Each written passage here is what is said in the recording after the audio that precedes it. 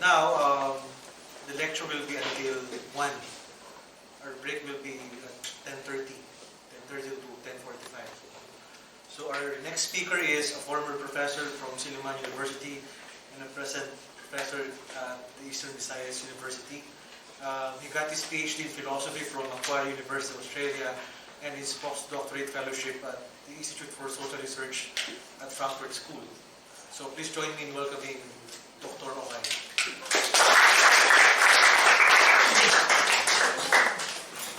Hi, good morning. I am happy to be here. It's been a while since I last gave my lecture in university. Yeah, it's nice to be back. RD, or the university, gave me a very challenging task because I am going to reconstruct Herbert Marcuse's model of philosophical anthropology.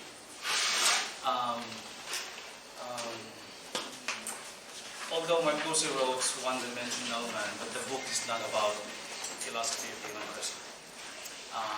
Marcuse's entire work is precisely social and political philosophy, and we can only glean from it some theoretical insights on the philosophy of the human person. So it's not precisely philosophy of the human person, but again we can glean from it some insights on the philosophy of the human person. So it's a bit challenging because again I have to reconstruct the entire philosophical or the anthropological basis of Marcuse's social and political philosophy.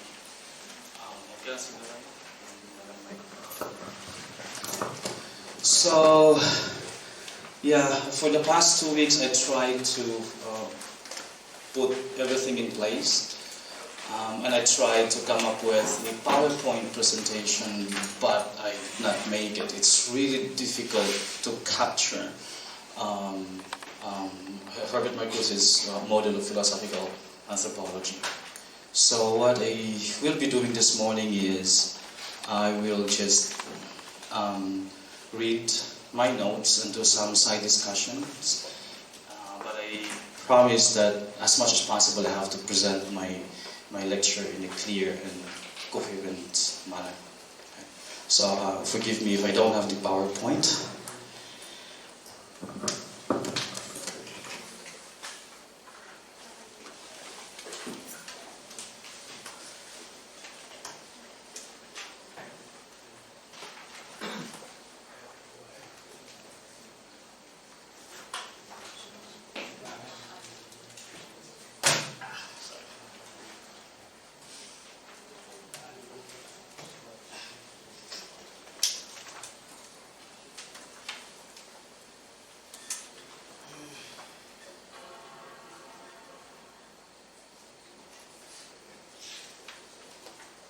So again, precisely what I will be doing is try to look for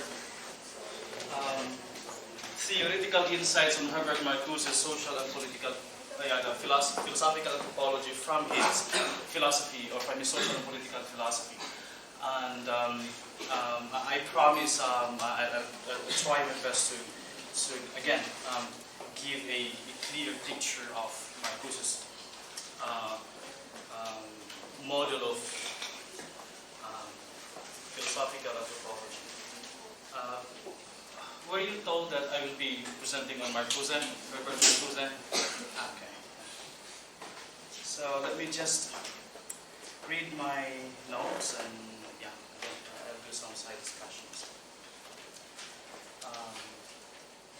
In this brief lecture, I will, it's quite brief because Marcuse's philosophy is huge. I will present a Marcusean model of philosophical anthropology. And I have a note here that Marcuse's model of philosophical anthropology is not directly visible in his works. Even if Marcuse's seminal work, One-Dimensional Man, talks about the human person, but it's not actually a book about the human person. Okay? If you are quite familiar with critical theory, especially the first generation of critical theory, Adorno, Horkheimer, Benjamin, and Marcuse.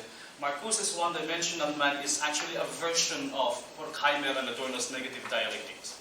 Okay, so Horkheimer and Adorno wrote the Negative Dialectics in 1944 during the war, where they witnessed, of course, the brutalities of the Holocaust. And Marcuse wrote One-Dimensional Man in 1964, which was during the post-war period. This was the time of abundance, especially in the United States. Okay, so while Horkheimer and Adorno's Negative Dialectics offer a bleak picture of the human person, of the society, Marcuse, on the other hand, offer a quite pessimistic image of the society. So in the Negative Dialectics, Marcuse, Horkheimer, and Adorno argued or claimed that it's impossible to attain a rational, progress. It's impossible to attain the Staat or the state of Hegel, the realm of freedom for Marx, because obviously, of course, that's understandable. They directly experienced the Holocaust, the Auschwitz, not the Auschwitz, but the entire Holocaust, World War II, and all kinds of brutalities. While Marcuse, of course, experienced those things, but he remained in the U.S. after the war. And so Marcuse experienced firsthand the development of technology, the development of society. And so he said, yes, that was in the past, 20 years ago, but today there is a hope for, a better future. And so the argument or the aim or the vision of Karl Marx, a socialist society, which Marx calls the realm of freedom, for Marcuse is possible now, which was repressed in Horkheimer and Adorno. Okay, so the book One-Dimensional Man talks about the promise of a utopia, the promise of a non-repressive society, which is repressed in the negative dialectics, or in the dialectics of Enlightenment, rather, of Horkheimer and Adorno. So, Marcuse's works, including the famous One-Dimensional Man, are social and political in nature. Okay? So, again, the whole gamut of Marcuse's philosophy is social and political in nature. But underlying the social and political philosophy is the idea of the human person. If we go back to as far as Aristotle, there was the obsession, not obsession, but the attempt to define the human person. And it was not until the coming of modernity that the attempt to really define and redefine the nature and dynamics of the human person has given more emphasis. And I think you're familiar with Hobbes and Rousseau and Jean Locke and most of the classical social political philosophers during the time based their philosophies or the social philosophy on the idea of the human person. And that is why in Hobbes, for example, we have the idea of homo homini lupus. The human person is a wolf to the other, has the tendency to become a beast to the other, and which was rejected by Rousseau, who claimed that the savage man is the ideal man. This notion of the human person is the basis of the social and political philosophy. When this idea was dragged to the postmodern periods, or to the modern period, the same theme of the human person serves or influences the social and political philosophy. And so if we go back to Hegel, for example, and Marx, and we know that Hegel and Marx are the foundation of critical theory, at the base of their social and political philosophy, at the base of their critical theory, or their model of critical theory, is the notion of the human person. Okay? So again, the argument is, even if the work is social and political by nature or in nature, still we can glean from it a very rich, or a potential source, a rich potential source of a theoretical insight about the human person. And that's what I will be exactly presenting this morning until 1 p.m. So I wish to start.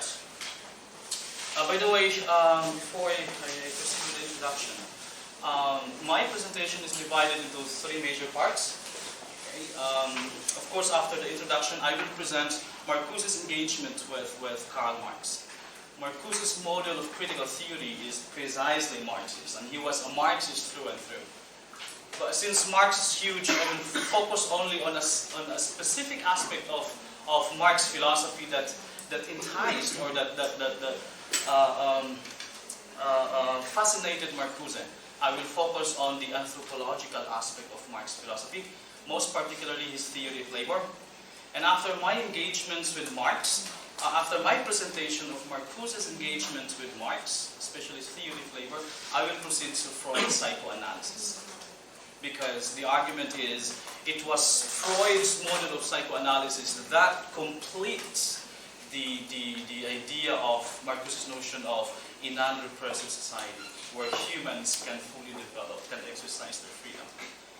And after presenting Freud's psychoanalysis, I will briefly sketch Marcuse's notion of one-dimensionality, developed in his seminal work, One-Dimensional Man. So, yeah. I wish to start my discussion on Marcuse's philosophical anthropology with Hegel's famous contention that the state is the pinnacle of human development. So very basic in Hegelian philosophy. If you talk about the dialectic, in the whole of humanity, for example, in Hegel, there was the idea that the Staat, or the state, is the pinnacle of human development. That's the end of the dialectic. A perfect society. Or I think you're familiar with the absolute, or the notion. Okay? The absolute for Hegel, when incarnated, becomes the perfect society. Okay, so the idea of the absolute is not theological.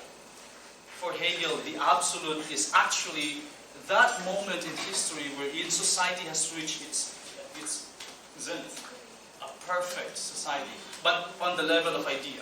So when that absolute is incarnated, that becomes for Hegel the perfect state. And the typical example of that perfect state, the Staat for Hegel, is the Prussian state. Of course, when Hegel lived, he was the official philosopher of the Prussian state. And he said, the Prussian state, Germany in general actually, according to Hegel, is the end of civilization. The idea of absolute was appropriated by Karl Marx through his engagements with Hegel's dialectic. And the idea of the absolute now becomes the idea of socialism in Marx. And we know that Marx's notion of socialism is not the same with the kind of socialism that we have at the moment. Because every time we talk about socialism, we always collapse the idea of the notion with North Korea, with Soviet, Marxism, with any other socialist state in the entire history of civilization. That's not Marx's notion of socialism. Marx said socialism is actually a realm of idea. In Hegel, the absolute is the fertile ground for the development of freedom. Marx simply borrowed that notion. He said that absolute, that socialist state, is the fertile ground for the development of freedom. Okay? So that's I want to start with that notion because, again, Marcuse was a Marxist and Hegelian through and through. And he always clinged to that idea when he talks about a non-repressive society. So, in a sense, Marcuse's notion of a non-repressive society wherein human beings flourish is the same with the absolute of Hegel. It's the same with the socialist state of Karl Marx. Okay, so there was the idea of the absolute, there was the idea of the perfect society, and Hegelian and the Marxists during this time believed that that can be attained. A perfect society can be attained. The realm of freedom can be attained, but there was a problem, especially in the modern history, and the problem was Auschwitz. If you have read Hegel, if you understood Hegel, you will understand, you will realize that history is moving in a dialectical fashion until it reaches human development. So there was a progression until we reach the zenith, the end of history, the absolute. So it's very positive. However, according to the Frankfurt School critical theorists, Adorno and Horkheimer and Benjamin and Marcuse during this time, there was a problem with the idea of human development. And that's the Auschwitz. That's World War II. So if the absolute is the pinnacle of human development, if the absolute is a real freedom, is a rational state, then the question is, how can we justify the Auschwitz? How can we justify the Holocaust? How can we justify World War II? And so for Horkheimer, for Adorno, for Marcuse and Benjamin, they said the Auschwitz is a concrete manifestation that that reason or history is not moving in a positive dialectical fashion. Because the Auschwitz is a concrete antithesis of rational progress. And so the Auschwitz is a concrete manifestation that there is, in modern history, a regression of reason. Okay? The brutalities of the Auschwitz. So that's the problem then. So that again, if the state is the pinnacle of human developments, how can you justify the Auschwitz? As is well known, the Auschwitz is the typical antithesis of rational progress. Thus, Horkheimer and Adorno were pessimistic about the idea of rational progress. That is why we can understand why Bao is quite pessimistic. And we can understand those who work on Adorno, why they are quite cynical, ambivalent about the idea of progress. But I think it's time for us to rethink that notion, because the society that Horkheimer and Adorno lived is completely different from the society that we're living now. Just as it was different from, Marcuse's time. But that's the background. Horkheimer and Adorno wrote the Dialectic of Enlightenment because of what's happening during the second half, or the middle of the 20th century. So again, that's the reason why Horkheimer and Adorno were pessimistic about the idea of rational progress, of human development. Hence, Horkheimer and Adorno were reluctant to articulate the idea of a non-repressive society. So it's almost impossible to find in Horkheimer and Adorno a utopian idea or what is that? A society that is non-repressive, wherein humans can freely develop and express their potentialities, actualize their potentialities. Despite Horkheimer and Adorno's pessimism, Marcuse gladly recovers what seems to be repressed in their philosophies. So this the difference between Horkheimer and Adorno and Marcuse. This is pessimistic, and this is a bit optimistic. If you read One-Dimensional Man, of course, it's a negative work. You can see some pessimism in Marcuse's One-Dimensional Man. But the last sentence of One-Dimensional Man says, and Marcuse quoted Benjamin, "It is for those who do not have hope that hope is given to us." So there was a vision of a free society. There was a hope of a free society, a non-repressive society in Marcuse. That is why I call Marcuse a cheerful pessimist. So Marcuse attempted to recover that, what is suppressed in Horkheimer and Adorno. So again, thus Marcuse can be viewed as a cheerful pessimist. In his seminal work, One-Dimensional Man, Marcuse appeared to be a bit pessimistic. However, throughout his project, and I am very proud to say, and a bit arrogant, that I have read all of the works of Marcuse. Of course, I did a PhD in Marcuse, and it's understandable. You have to read all of them. And in the entire gamut of Marcuse's philosophy, you can find in it a hope. It's a bit, optimistic. That at the end of the day, we can have a more humane and just society. That was the notion that is seemingly repressed in Horkheimer and Adorno. So that, again, however, throughout Marcuse's project, he remained hopeful about the project of human development. Marcuse's seemingly pessimistic philosophy juxtaposes the idea of a free and happy society, of the realm of freedom, to use Marx's So there was, again, the attempt to materialize this vision. That is why, if you study critical theory, especially the first generation of critical theorists, Horkheimer, Adorno, Marcuse, Benjamin, Pala, they always went back to Hegel and Marx. Okay. And sometimes Adorno and Horkheimer in the negative dialectic said, well, Hegel's dialectic is applicable, but we have to drop the absolute. That's the notion of the negative dialectic. There's always change, there's always development, there's always conflict, but we cannot attain the absolute. There's no such thing as absolute. So the question is, how is it possible? How is a more humane and just society possible? How is the free and happy society possible? This is the main concern of my presentation this morning. So I will, again, this is the main concern of my lecture today, and I consider this as the entry point to Marcuse's loosely developed philosophical anthropology. Loosely developed in the sense that, again, Marcuse's works are social and political in nature. So Marcuse did not directly talk about the nature and dynamics of the human person. He was talking about the society as a whole, but behind it, underlying it, is the notion of the human person. I have some caveat though.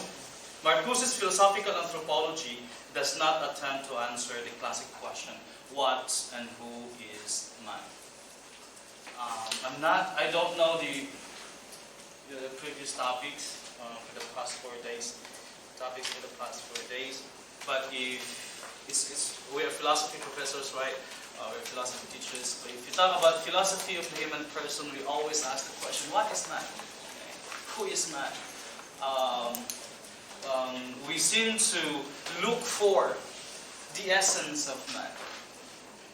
Again, that is why we ask the question, what and who is man? But that question is not raised in Marcuse, because Marcuse belonged to the group of philosophers who do not believe in human nature. There's no such thing as human nature. And I also subscribe to that idea. Because I completely believe in the idea of the dialectic. And if there is dialectic, if there is constant change, if there is constant development, the least that we can do is frame and capture our own potentialities and not unearth what we have within, because in the first place there's not. So Marcuse asked the question, and quite similar with Foucault, and in fact we have in Marcusean scholarship, we argue that Foucault read Marcuse without acknowledging Marcuse. Marcuse asked the question, how had the human person been produced and reproduced by some social forces, most particularly technology? And how can the human person be liberated from such form of domination? So instead of asking the question, what is man, who is man, what is the nature and dynamics of the human person, Marcuse asked the question, how we have been produced. Like in Michel Foucault, humans or idea in general is a socio-historical construct. It is a product of development. There's no such thing as original or eternal idea. It's always a product. It's always made and remade, produced and reproduced. And if that is the case, it's impossible to talk about that base, that nature that defines everything. There is none, at least from our vantage point. Hence, the issue in Marcuse's philosophical anthropology is not about unearthing human nature, but the attempt to capture that which is not. In Marx, as influenced by, of course, following Hegel, we can find the idea of actualizing our potentialities. And so, a meaningful life, if you allow me to borrow a concept from existentialism, the idea of the meaningful life is a product of a project, of a development. It's not yet there. It has to be made. It has to be captured. And that meaningful life is a not yet. And that's what that's what Marcuse attempted to capture. And so that's the idea of the actualization of potentialities. There was the attempt to actualize potentialities. The phrase has been a cliche already, the actualization of man's potentialities. I will develop that further when I go to Marx, the theory of labor. How we can become a true human person, and how we can be different from animals and plants. Right? The idea of actualization of potentialities clearly implies the idea that there's no such thing as human nature. Because the actualization of potentialities implies change, implies development. And in my analysis, Marcuse's articulation of the idea of the actualization of human potentialities was done via his engagement with Marx philosophy and Marx theory of labor in particular, and Freud's psychoanalysis. So in what follows, I will be very briefly sketching Marx theory of labor and Freud's psychoanalysis from a Marcusian angle. So again, in what follows, I will briefly reconstruct Marcuse's model of philosophical anthropology by way of a critical engagement with Freud's theory of labor and Freud's psychoanalysis. I think you're very familiar with Freud. Nice topic. On the one hand, Marcuse's theory of labor, which he developed, on the one hand, Marx's theory of labor, which he developed in his 1844 manuscripts, serves as the foundation of Marcuse's philosophical anthropology.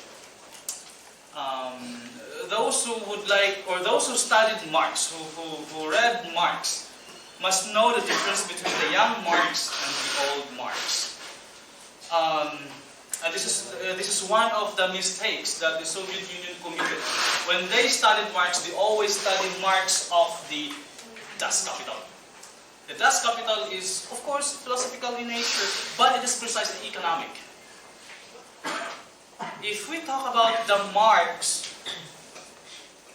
who talked about the human person and its hope, we have to read the economic and philosophic manuscript, the young Marx. Because it is in the economic and philosophic manuscripts that Marx talks about how the human person can actualize his potentialities.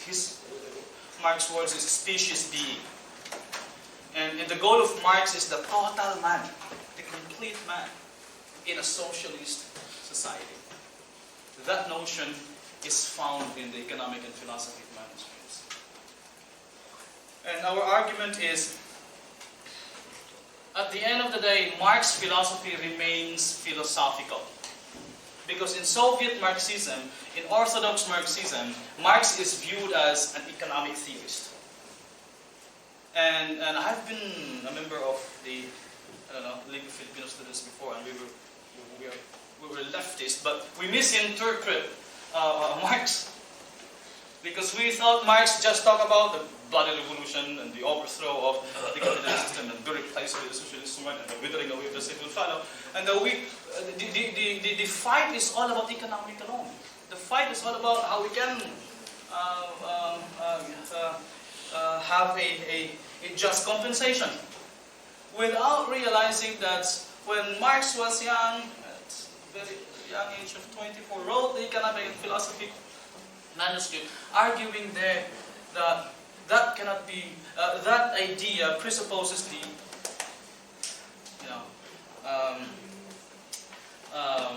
the human person, the anthropological basis of the economic theory. So, in what follows, in the next section, I will be talking about Marx's appropriation of, Marcuse's appropriation of Marx's theory of labor. And there is a different image of a Marx there. It's different from how the usual, different from the normal understanding of Marx as a socialist. On the other hand, the deep pessimism in Freud's psychoanalysis provided Marcuse with a fresh theoretical angle to rethink anew the notion of human happiness and freedom. So when Marcuse appropriated Freud's psychoanalysis, he was able to answer the deep pessimism, Horkheimer and Adorno. So when Marcuse married Marx and Freud, the result is the hope of humanity. I'll present that in a while. So let me now go to the main topic of my lecture. Marx's appropriation of Marcuse's appropriation of Marx's theory of labor. Can I excuse for a while?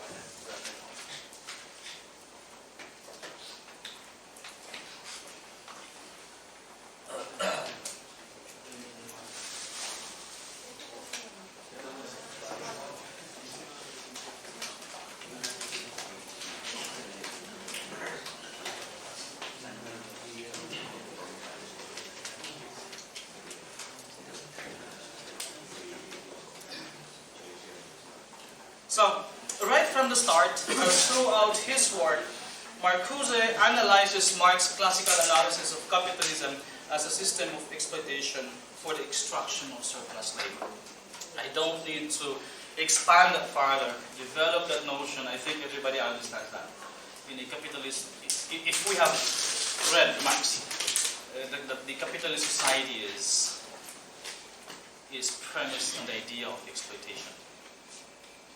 And it's very clear, there's no need to argue about that, because the source of profit of the capitalist is surplus labor. And I think we can relate to that later. But Marcuse argues that Marx's historical materialism is a history of the active individual making himself free through labor. This is one of the main arguments of the economic and philosophic manuscripts of 1844, or simply the Paris manuscripts, or simply the 1844 manuscripts, because Marx wrote that when he was in exile in Paris in 1844. So, historical materialism implies the development of the potentialities of the human person, the total man. Thus, for Marcuse, the human person develops himself through a self-formative process, which involves appropriating and transforming the external world according to her or his needs. And labor is the key element of the self-formative process. Okay? And that is why I think, again, I don't need to emphasize this, that in Marx we have the notion that labor is the essence of humanity. It is, in the economic and philosophic manuscript, we can find the argument that it is only through labor, it is only through working that we can attain, we can express our potentialities. If we don't work, we are just like animals. I will explain that further later. Okay? So I have to emphasize that again. The human person, according to Marcuse, develops herself through self-formative process. And it is only through labor that we can attain that. Obviously, those who don't work, the king, the barons, during the time of course, the bosses, of course they have their own work as well, but those who do not work in general are no different from animals. And they are supposed to be replaced or not killed, but we have to get rid of them according to Marx. In Reason and Revolution, this is another famous work of Herbert Marcuse. Marcuse writes, and I quote, "Far from being mere economic activity, labor is the existential activity of the human person. His free conscious activity, not as a means for maintaining his life, but for developing his universal nature. That's the main function of labor. And this is one of the basic tenets that Soviet Marxism failed to see. Because at the base is the idea of satisfying our basic needs first. Okay? So that's one of the functions of labor. Again, I will explain that later, but let me just preempt the discussion. Right? The idea is self-actualization begins with the satisfaction of basic needs, desire in Hegel. Okay? And that is why Marx said, this will not work if this is empty. Okay? But the problem with Soviet Marxism is they stuck with the economic aspect of it. They thought that that's Marx, because they did not go back to the economic and philosophic manuscript. They just focused on Das Kapital. Das Kapital talk about how we've been controlled and manipulated by the capitalists, how we can, how to compute just compensation and so on and so forth. But the philosophical basis, the anthropological basis of the socialist theory is found in the economic and philosophic manuscript, especially on this theory of labor. So again, labor is not just an economic activity. That's the base. But labor in general is an existential activity, that which, you know, leads us to a meaningful life, happy and non-depressing society. For Marcuse, as for Marx, labor then is man's affirmation of his being through labor. For Marcuse, as for Marx, labor is man's affirmation of his being, of his species being, of being a special kind, you know, of being. Because through labor, man can produce and reproduce an external, material, objective world. We have when we were thrown into the world, to use Heidegger's jargon, we found nature, of course. But according to Marx and the critical theories and Hegel, through labor we can transform nature to our own advantage. We can transform this harsh nature into a fertile ground for the development of freedom. That's the idea of Marx and Hegel. Okay? So, yeah. Through labor, man is able to transform and appropriate the material objects he encounters to satisfy his needs, a satisfaction necessary for the full realization of his potentialities, and is becoming a truly free being. So put differently, labor is man's act of perfecting himself. In a sense, labor is man's essence. It defines the human person as conscious being distinct from other animals, who in producing and reproducing the objective world to his advantage, creates a world in his own image and expresses and perfects his own capacities. So, in a sense, labor distinguishes us from other beings, from other species. For example, although I will mention that later, for example, when animals, the bees, for example, when they create their abode, their home, let's call it home or house, whatever, they always create it based on their instincts, based on their need. So that the beehive in the Philippines is completely different from the beehive in Germany, in Australia, in the US, and any other place. Because that home, that house, that structure is created or is produced based on what they need. While humans create homes not just based on need, but also on sometimes the law of aesthetics.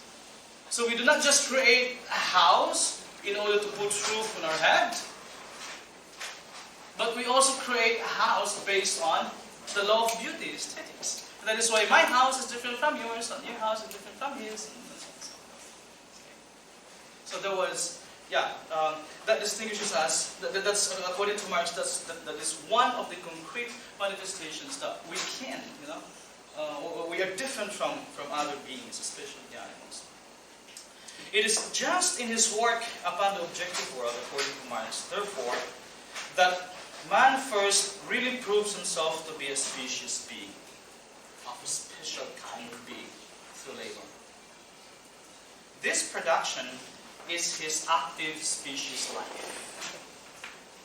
Through and because of this production, according to Marx, nature appears as his own work and his reality. This nature, this society is the product of our own labor. We create it. That is why there is the idea in Marx that humans produce their own society. We create the kind of society that we want to have. And so the idea that, that is why the idea that humans, from a Marcusian perspective, could have averted the Holocaust. We could have averted the war. We could have prevented calamities, not natural, of course. We could have prevented the dissolution of a particular institution. We could have prevented the unfair and unjust policies of the administrators of a particular institution. Like in UST, for example, we just discussed last night about how sometimes stupid the policies are in an institution. You know? And if that is left unchecked, and then the evil things, the rubbish things will continue to happen. But that was prevented until until the coming of a letter of a specific faculty who opposes that unfair policies. So that means we can shape. That is why in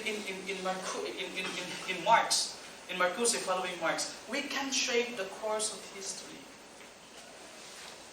That's also one of Marx and Marcuse's criticism of Hegel's philosophy.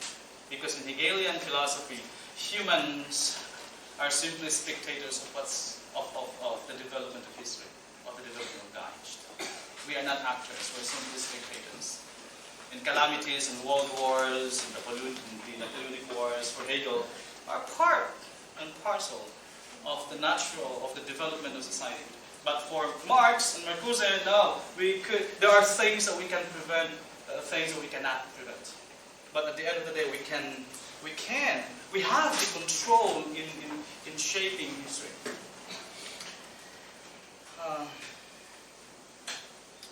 And so again, through and because of this production, nature appears as his work and his reality.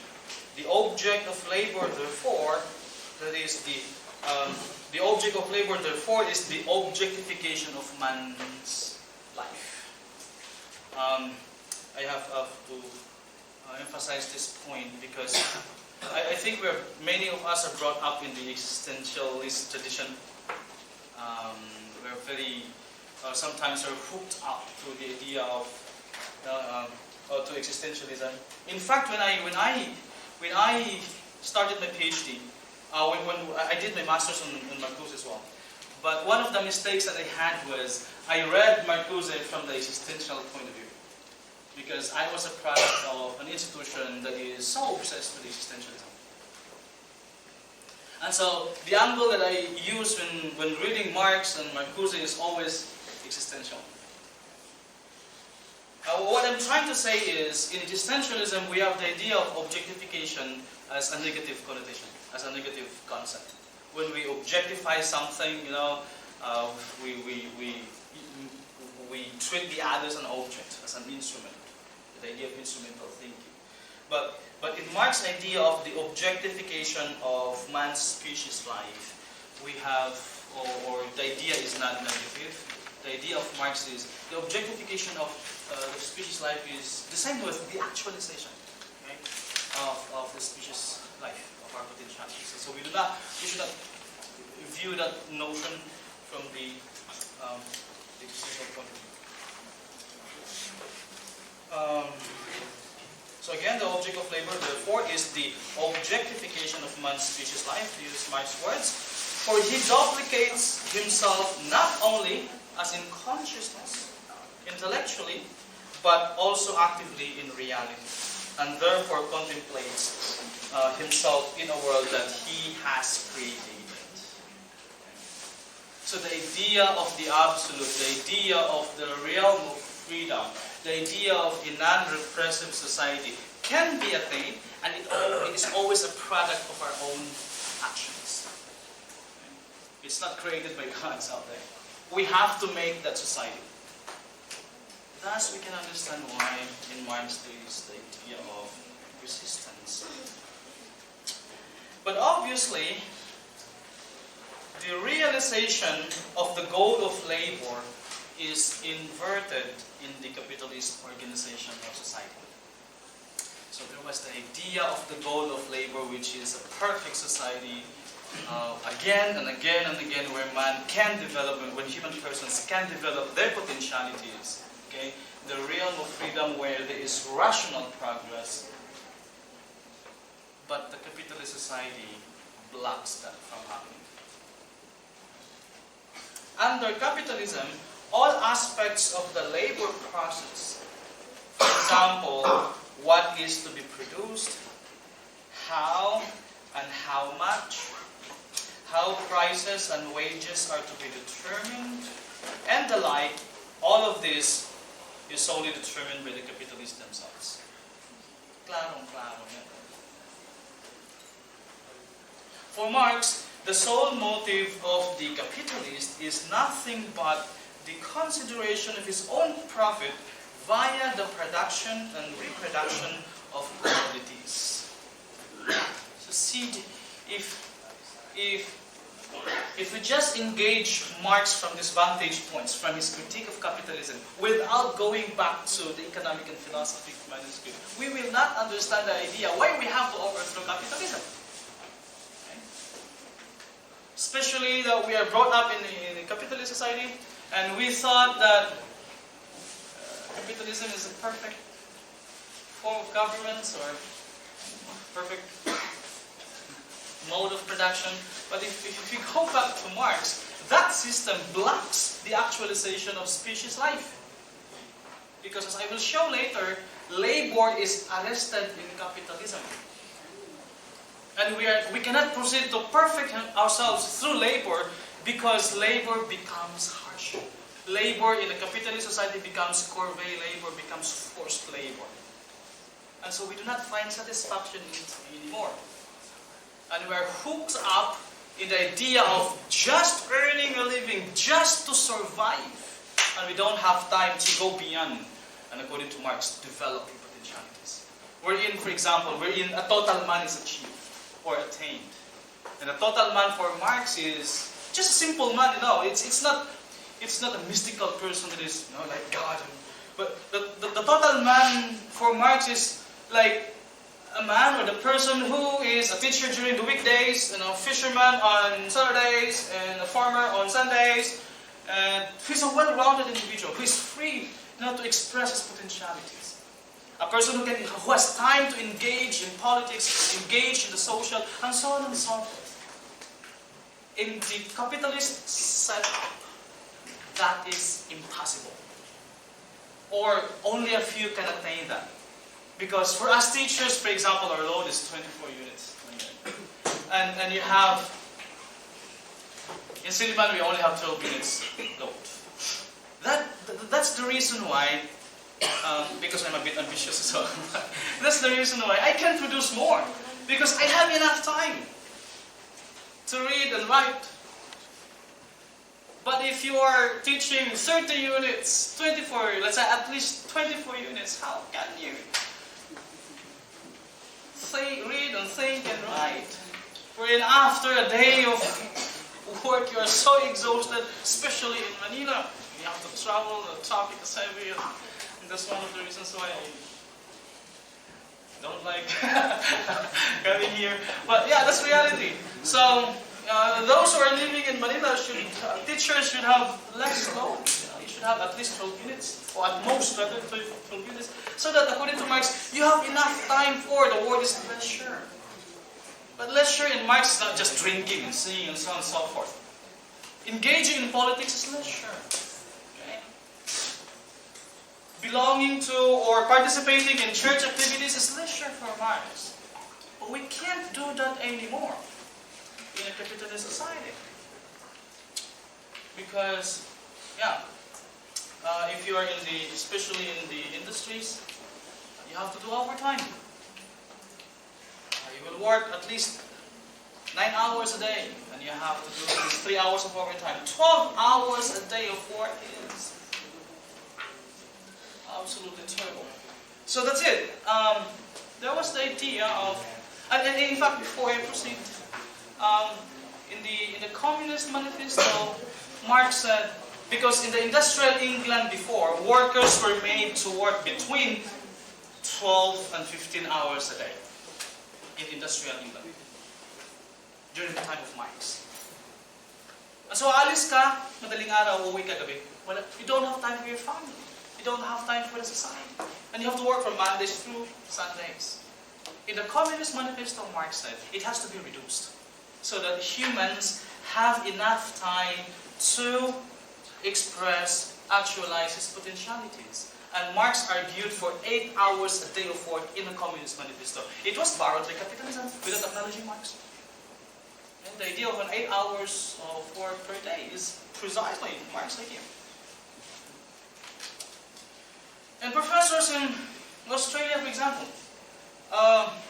why is that they produce more books, more journals, more papers? Because they just teach 2 subjects a semester. And if you have an advisee in a master's or PhD, you will teach just 1 subject a semester, and you are paid $15,000 a month.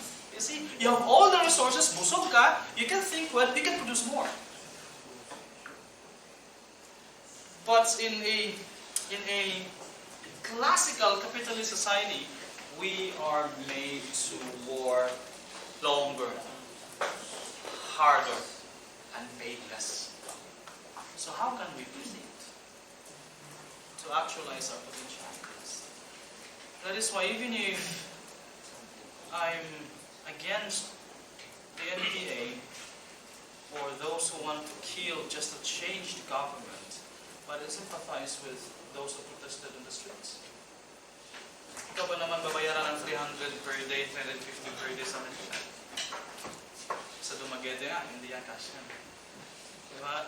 So, and yeah. So, ulitin ko. But obviously, the realization of the goal of labor is perverted or inverted in the capitalist organization of society. Under capitalism, all aspects of the labor process, again, what is to be produced, how much, how prices are and wages are to be determined, and the like, are all determined by the capitalist methods. We don't have the same. For Marx, again, the sole motive of the capitalist is nothing but the consideration of his own profit via the production and reproduction of commodities. The employment of capital is intended solely for the acquisition of more and more profits and not for the benefit of the whole society. Whether you like it or not, that's what's happening now.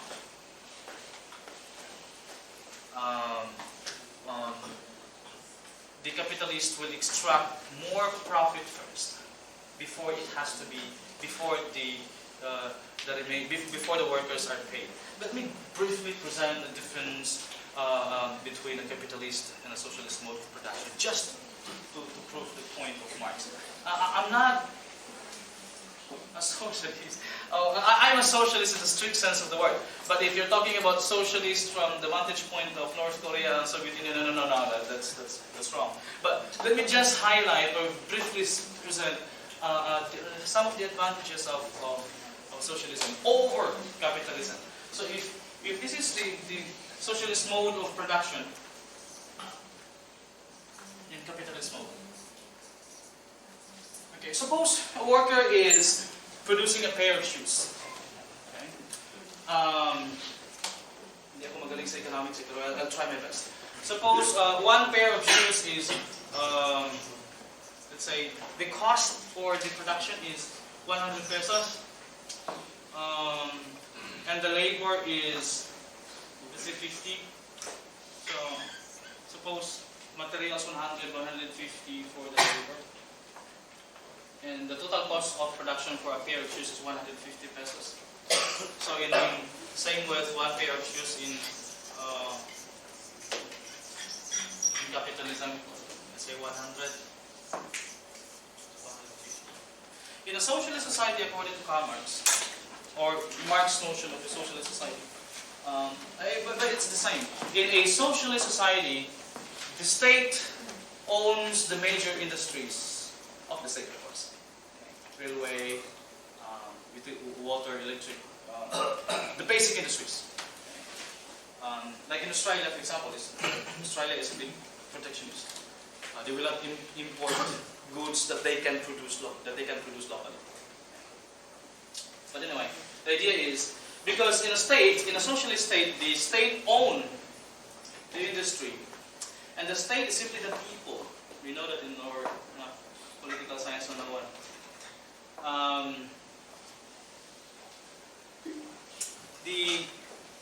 The state will just extract, and let's say 150 cost of production, and the shoes is sold for 250 pesos.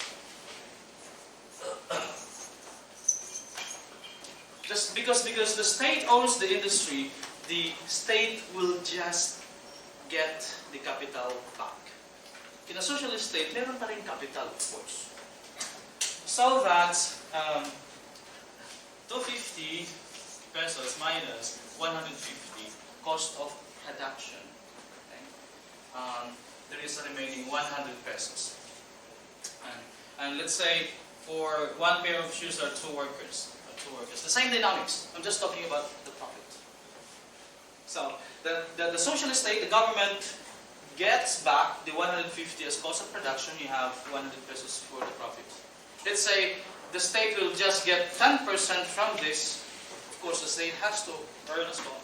So times 10%, that's 10, right?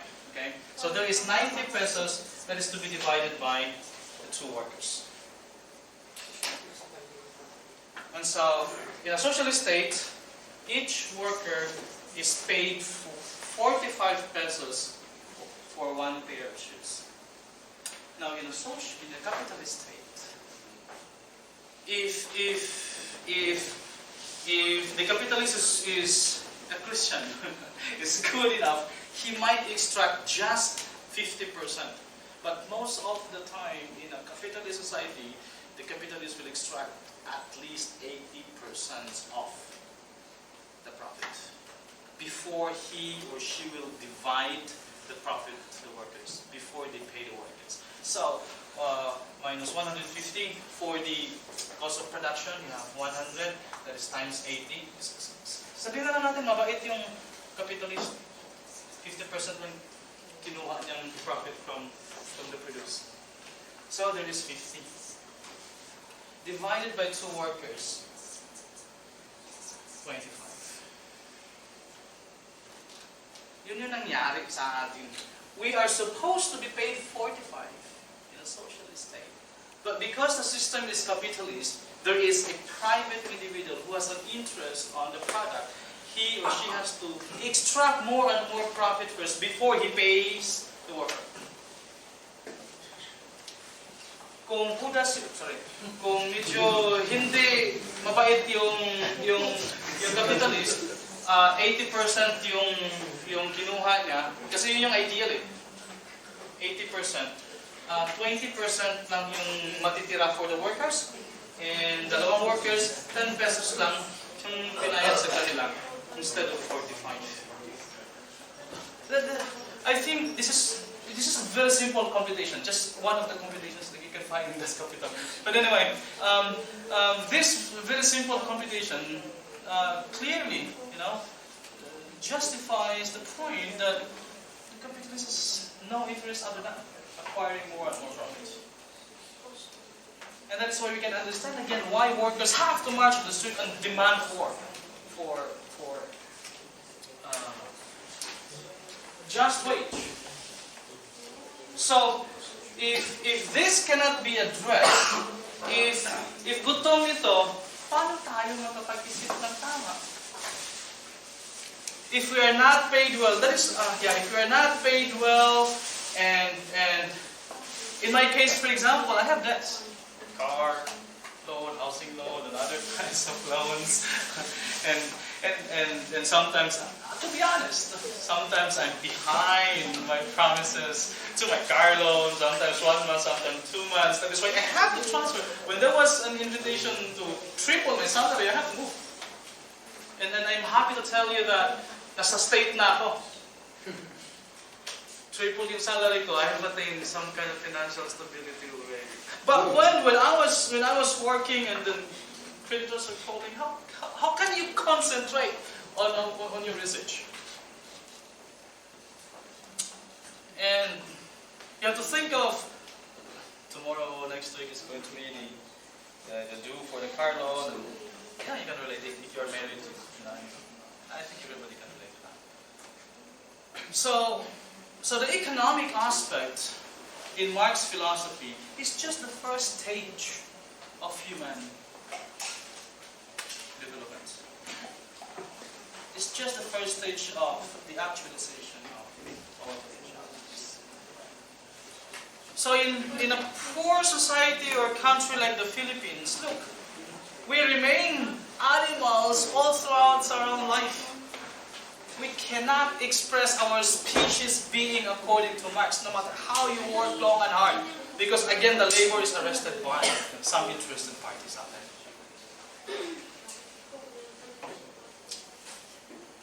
Okay, so for Marx, this is done, okay, ulitin ko. The employment of capital is intended solely for the acquisition of more and more profits, and not for the benefit of the whole society. For Marx, this is done through the exploitation of labor. It's a very simple presentation of a very concrete example of the exploitation of labor. The exploitation of labor, that is the inversion of the meaning of production. That is, production is done not for the sake of the satisfaction of needs, but merely for profit. That is why ang daming nakagusto kay Marx. Because it was Marx, it was, of course, it's not only Marx, but Marx was one of the great philosophers out there who introduced the idea, or promote the idea, that supposedly production is geared towards the satisfaction of needs. Food, shelter, clothing, and other basic needs. But what happened in a capitalist society is production is geared towards profits. Plain and simple.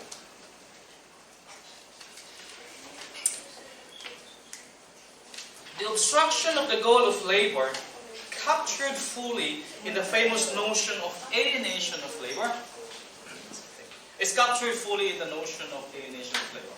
I don't need to explain that further. Everybody is familiar with that. So, the obstruction, the perversion, the inversion of the goal of labor is captured fully in the notion of the alienation of labor. According to the young Marx, the anthropological formative role of labor is nullified and indeed inverted under capitalism, as the fruit of one's labor is no longer his own or her own, but possessed by the other. Kaya nga, the first stage of alienation. The object of my labor is taken from me, is stolen. And there is a second level of alienation of labor. That we are now in a modern society where mediated the idea of commodity fetishism in Marx. The human relations is mediated by commodities, by objects. Pag mayaman ka, kaibigan tayo. Pag wala ka, you're nothing. That is why we don't establish a relationship with the badjaus, with the beggars, with the scavengers, because we can't take advantage of them. But kung may magandang status sa buhay, kaibigan tayo. Kumpare ko yan si Mayor. Yung typical Filipino na attitude na pag we are proud if we are identified with somebody who's powerful and rich. Because, human relations is mediated by power, by wealth, status. Again, there's the anthropological. Again, according to the young Marx, the anthropological formative role of labor is nullified and indeed inverted under capitalism, as the fruit of his or her own labor is no longer his own, but possessed and manipulated by the other, the capitalist. The product of his labor becomes an independent object existing outside himself. A powerful object that confronts us. Sa akin sana yun. But I can't own it. And that is why workers are demanding, pay us justly. Bigay sa amin yung dapat sa amin. After I read Marx, I understand that, yeah, they're correct. Before they were annoying, they were just disturbing the smooth flow of the affairs of the state. Now I understand, kailangan natin sila. Kailangan natin ng isang faculty na remind sa admin, sa mga ibang, minsan tagakuha nila.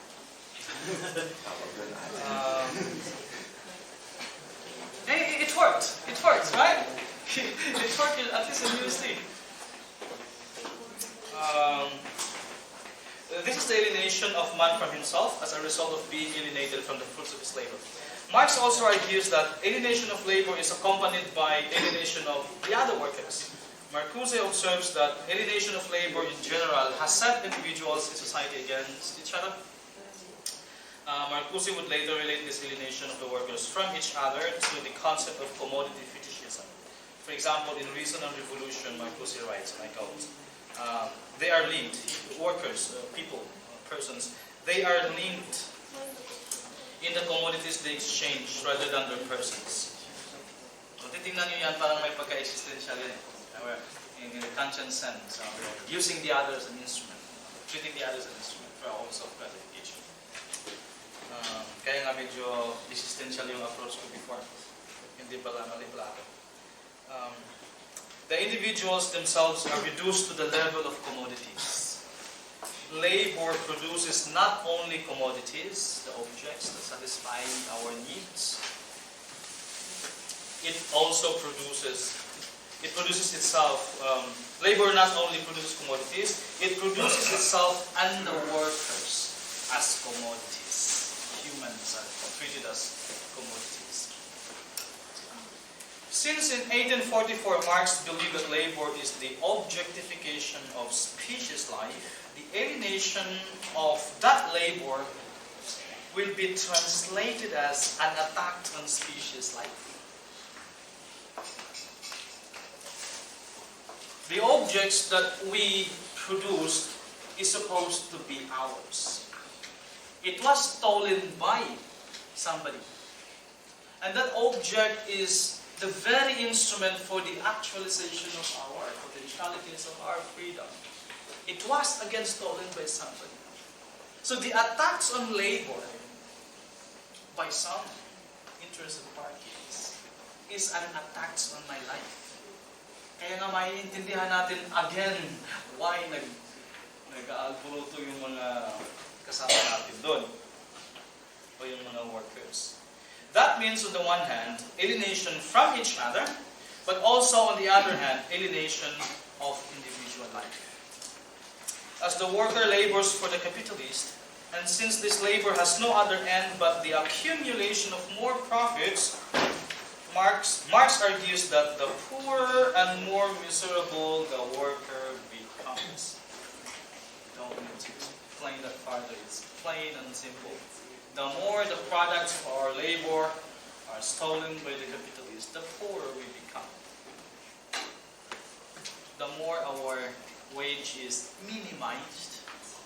So that is the irony there. Our government talks about minimum wage. Why not talk about maximum wage?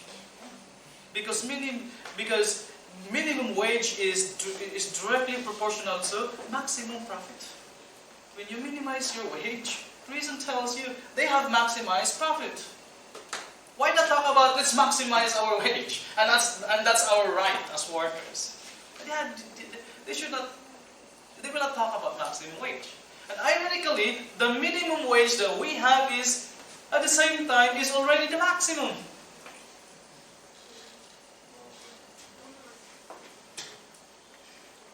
This follows the law of inverse proportion in the accumulation of profits and the compensation of the workers. The more the capitalist maximizes profits, the more the wages of the worker is minimized. Alienation of labor, therefore, implies pauperization, poverty. With this condition, the worker does not develop freely his physical and mental energy, but mortifies his body and ruins his mind. That's what's happening in reality. I am very loyal to Silliman University, just as Rainiel is very loyal to USD, but I am first loyal to myself and my family. That is why we have to move. I'm just kidding. Look for, yeah, of course, that's all right. And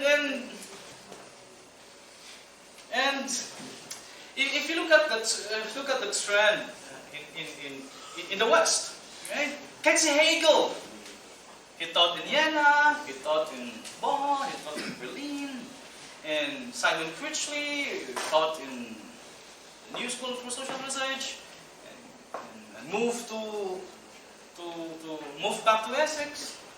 Nicholas Pomfridis in York University in Canada, moved to Australia, and then scholars are moving from one place to the other for the opportunity, of course, and that's all right.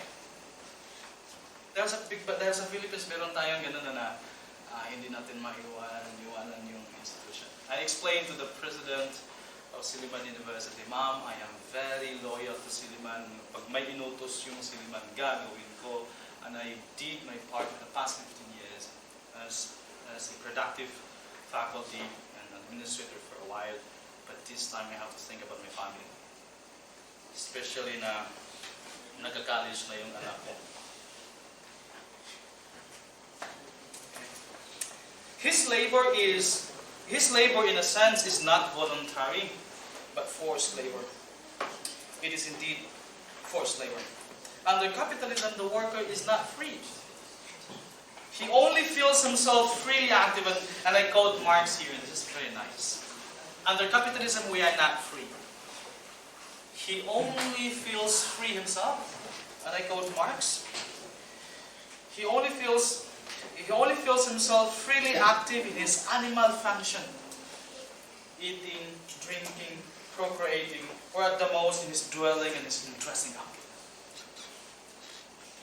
So if we are trapped in that situation, if we believe that life is just all about having nice food, nice clothes, nice home, and you're nasty to your neighbors,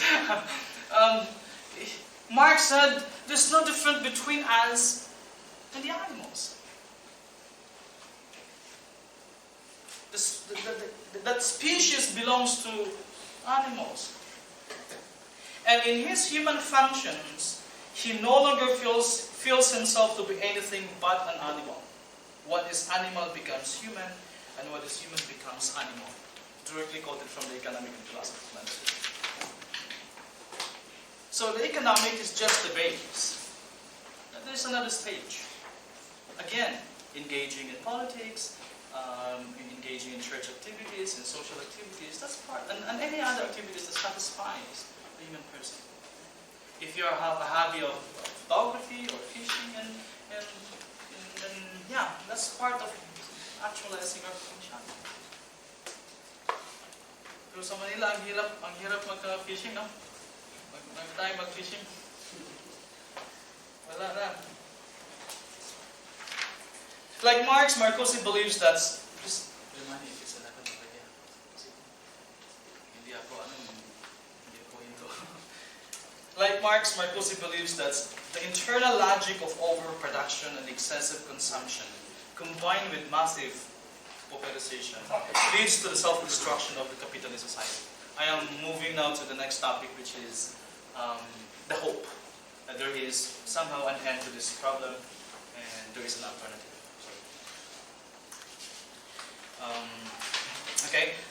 Marcuse believes that the internal logic of overproduction in the capitalist society and excessive consumption combined with massive pauperization leads to the self-destruction of the society. Okay. This is very Hegelian. This is the idea of Hegel's dialectic, right? being is contradictory in nature. We can only become what we want to become if we destroy the old self. A seed has to die in order to give way to a seedling. And a seedling has to disappear in order to give way to a tree, so on and so forth. In Hegel, progress always implies destruction. The Indian philosophy, di ba, nandun si Shiva, nandun si Vishnu. Si Shiva, napaka-importante ni Shiva sa Indian philosophy. Kasi siya yung, di ba, siya yung sa Indian philosophy natin, siya yung responsible sa destruction. And there's no progress without destruction. Kill in reality. And so, and this is not just in Marcuse. We can also find this in Horkheimer and Adorno and the rest of the critical theorists. That any society has its own internal contradictions. Okay? And eventually time will come that that society, that situation will explode and give way to a new form of society. Marcuse said, the overproduction and excessive consumption in capitalism, coupled with massive poverty or massive urbanization, will eventually lead to the self-destruction of that society. The capitalist system of overproduction, according to Marcuse, coupled with excessive consumption, creates insatiable individuals or human persons whose needs and desires are impossible to satisfy. This is dangerous for Marcuse because as the society produces more and more to address the yearnings of the unquenchable individuals, a discrepancy between the purchasing power of the individuals and the volume of goods and services produced by the capitalist society necessarily ensues at some point in time. Marcuse believes that this would cause disintegration in the capitalist order. Concrete example is the 2008 financial crisis, wherein the government of the United States was about to bail, the EIG, the biggest group of the biggest insurance groups in the whole world was about to self-destruct. Remember the 2008 financial crisis? The Bear Stearns collapse and many other financial institutions in the United States collapsed, and there was a domino effect. There was a crisis in Germany, there was a crisis in France, in Europe, in Australia, and any other part of the world. It's getting a world financial crisis. That is a concrete manifestation that, for Marcuse, following Hegel, society will eventually self-destruct. And because AIG is a flagship insurance company of the United States, the United States government bailed it out. Binili niya, syempre, yung major stocks para hindi bangkarota yung capitalist society. But the act of bailing out is socialism. One of the basic principles in socialism. The companies, the major industries must be owned by the state. So that was a socialist move on the part of the government of the United States. But that was the, if you know Hegel, if you follow Hegel's notion of dialectic, you always anticipate the idea of self-destruction. That will happen. Eventually, that will come. And Marx, and the Marxists during the time, and the critical theorists, again, were hoping of the self-destruction of the old system. But as I presented a while ago in the introductory parts, there was a problem. Again, the Auschwitz. Right? There was the regression of reason. So the Marcuse and the rest of the critical theorists were expecting for the self-destruction of the old system and the coming of the new one, a socialist state. But it did not happen. But the self-destruction of capitalism that Marcuse, following Marx, predicted did not happen as a matter of fact. Or did not happen. As a matter of fact, it necessarily lead to social, but the self-destruction of capitalism that Marcuse, following Marx, predicted did not, as a matter of fact, necessarily lead to socialism, to what Marx calls the realm of freedom. Contrary to what Marx predicted, Marcuse in the middle of the 20th century began to realize that the transition from socialism to capitalism did not happen. What happened instead were the integration of the workers, of the proletarians, into the status quo, the stabilization of capitalism, and the bureaucratization of socialism, as in the case of West Virginia. Aside from the Auschwitz, that's what happened. There was supposed to be rational progress. The realm of freedom is supposed to be attained because society will necessarily self-destruct. But what happened is the other way around.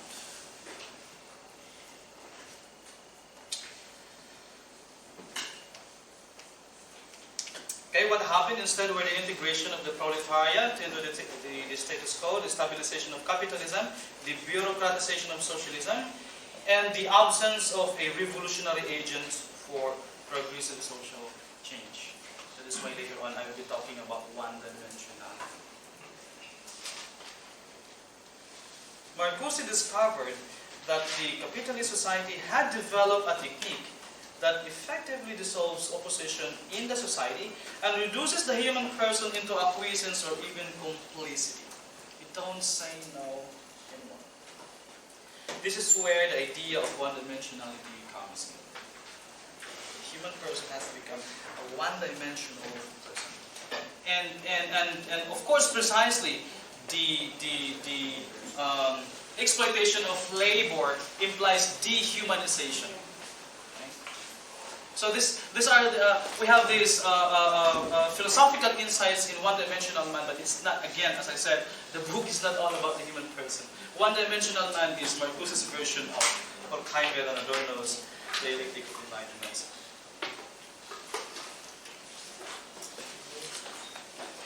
This problem explains why Marcuse attempted to complement his revitalization of Marxism with Freud's psychoanalysis. And in what follows, I will present the way in which Marcuse attempted to provide Marxism an anthropological basis by going into the depth dimension of the human psyche through an appropriation of Freud's theory of instincts. So there was a problem with Marx. The anticipation that the realm of freedom will come, the self-destruction of the society will happen, did not in fact happen. Again, what happened was the integration of the workers, the rise of one-dimensionality.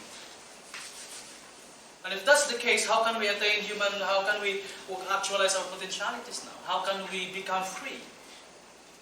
And to explain that issue, or to explain that situation, Marcuse again appropriated Freud's psychoanalysis.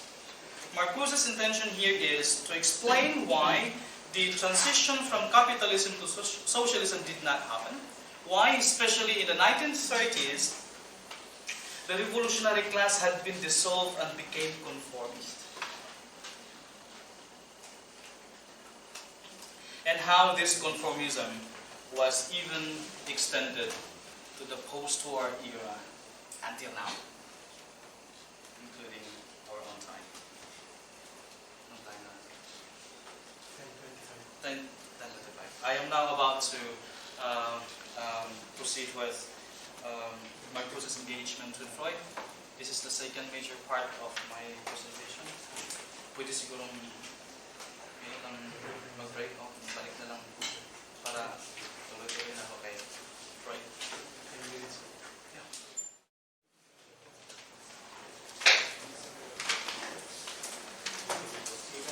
Shall we proceed? Okay, we are now on the second major part of my lecture today. On the social dimension of Freud's theory of instincts. Again, the intention here is Marcuse appropriated Freud's psychoanalysis in order to explain why, again, the anticipation of the self-destruction of the capitalist society did not happen. Okay? Because one of the arguments here is that the capitalist society has invented a mechanism that will, that prolongs its system, that prevents the system from self-destructing.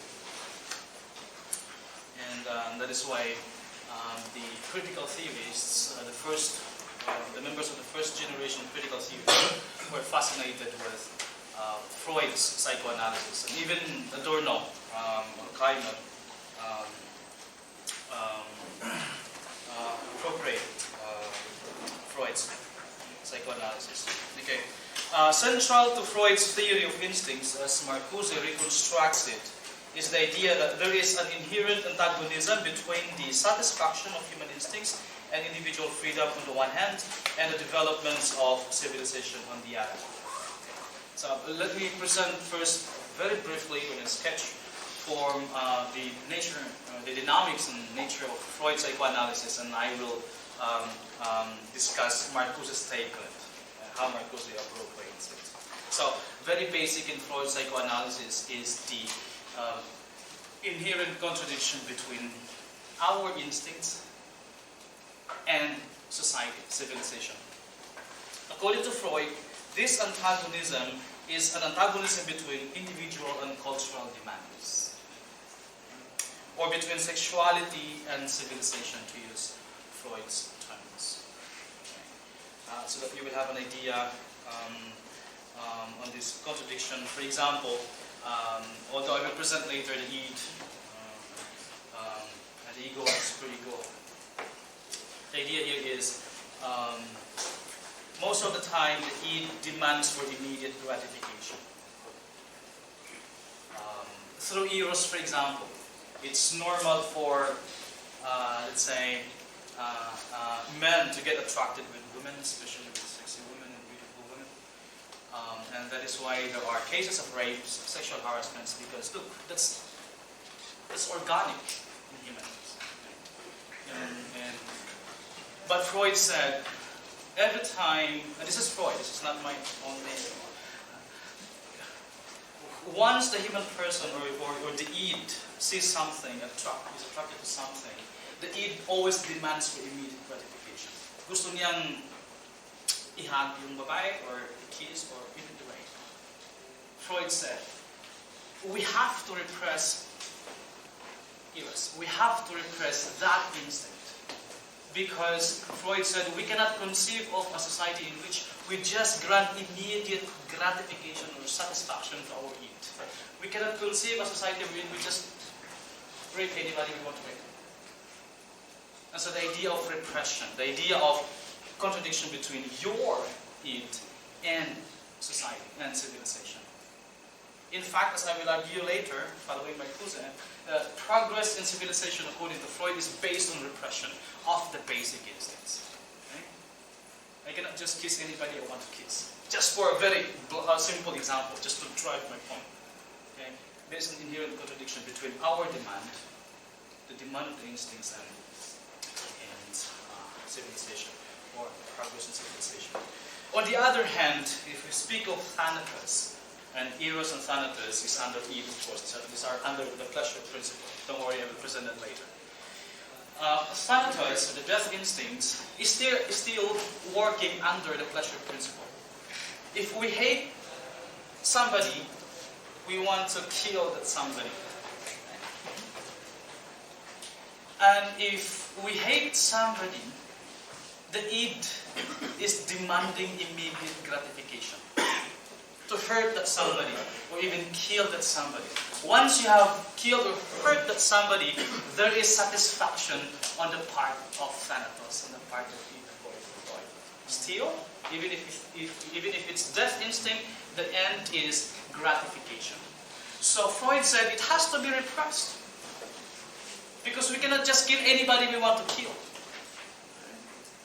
And so these energies have to be rechanneled. I hate that person, but I cannot just kill him or her. So instead, I'll just, I don't know how you can rechannel or divert your energy. Maybe you can, instead of killing that person, you go to church and pray. So that's the idea of internal contradiction. That's for Freud eternal. As long as there is human civilization, there is always the tension between the two. The need of the id to be satisfied immediately, pleasure principle, and the reality principle that will always curb this instance. And so again, for Freud, progress in civilization is based on this dynamics, the repression of our instincts. Hence, the notion of a non-repressive civilization is impossible. Hence, the notion that a non-repressive civilization is impossible is a cornerstone of Freudian psychoanalysis. It's synonymous with, it's almost the same with the pessimism of Adorno and Horkheimer. A non-repressive society is impossible for Freud because of this internal dynamics. We cannot imagine a society wherein the eros or thanatos is given immediate gratification or released from the hold of reality principle or ego or reason. So for Freud, a non-repressive society is impossible. However, Freud believes that the repression of the instincts is beneficial to humanity because it humanizes the animal in man, and is therefore the condition of progress in civilization. Again, that is why progress in civilization is based on the repression of the instincts. There is a progress of the mind, there is rational progress because of the humanization of the animal aspect of the person. Freud argues that in order for civilization to thrive, the demands of the human instincts must be constantly held in check by socially powerful norms. The idea of normativity in critical theory, that sometimes you have to give in to some powerful norms out there. In Freudian theory, the authority of the father, the authority of the church, we have to obey because, again, progress of civilization is based on that. For Freud, this normative standard is necessary for two reasons. First, it prevents the dissolution of social bond by keeping in check the destructive forces of human instincts. The repression of the instincts will lead to heightened social bond or living in common with other people. And second, the experience of limited gratification as a result of repression leads the ego to sublimate its energies in order to secure more fulfilling and lasting gratification.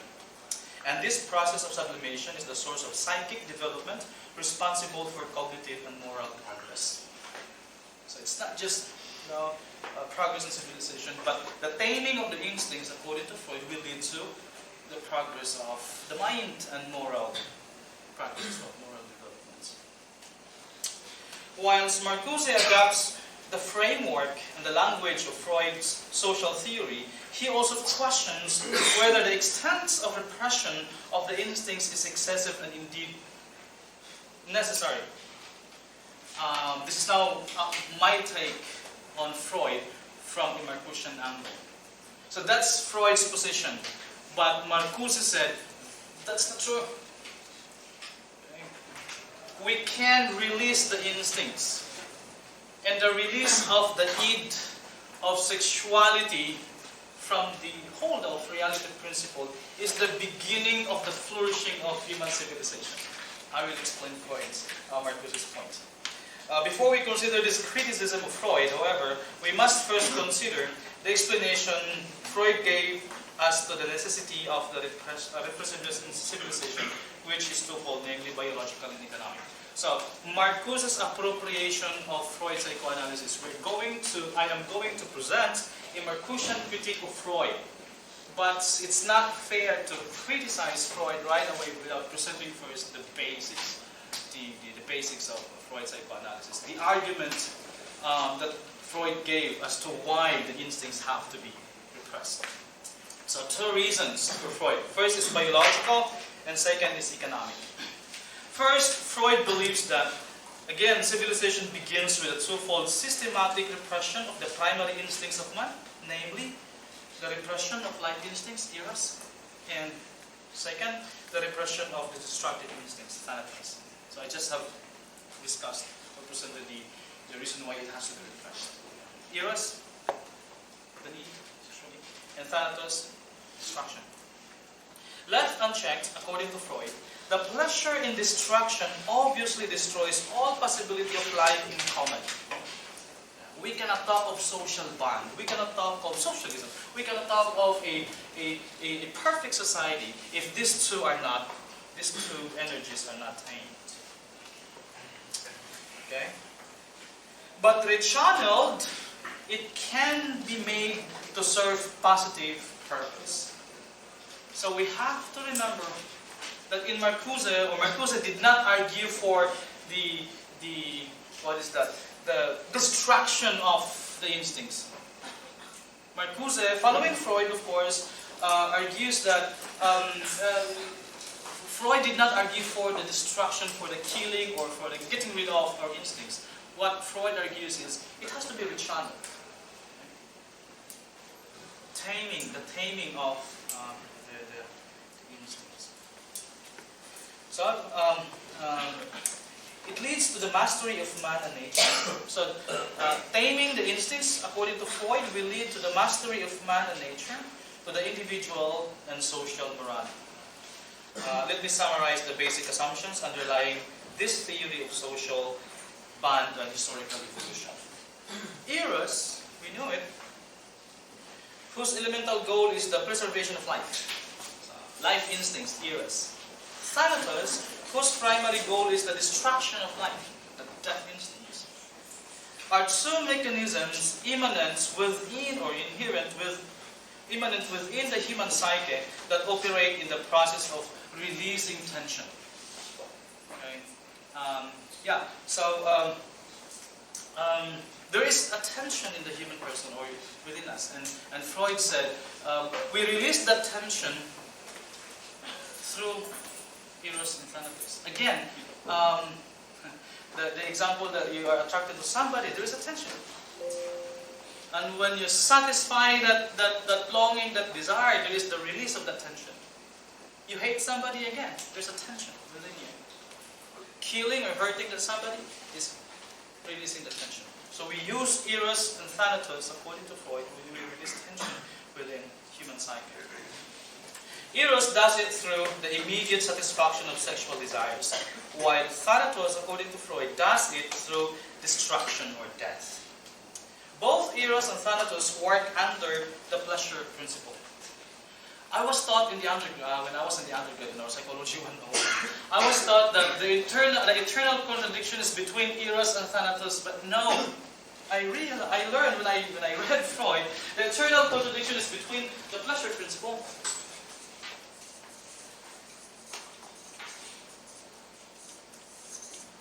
and reality principle.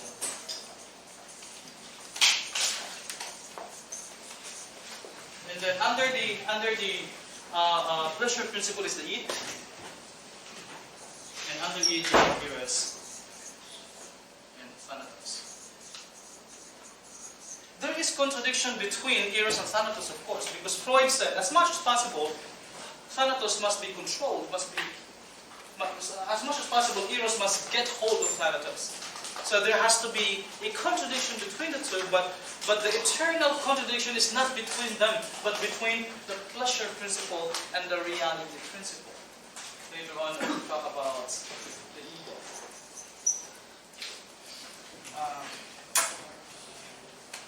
Okay, so both eros and thanatos work under the pleasure principle. and that is seek immediate and full gratification. Just think of those individuals who are not able to control their thanatos, for example. During elections, pinatay yung tao. There is, when you kill the person, there is a full and immediate gratification of the demand of thanatos. Klaro yun.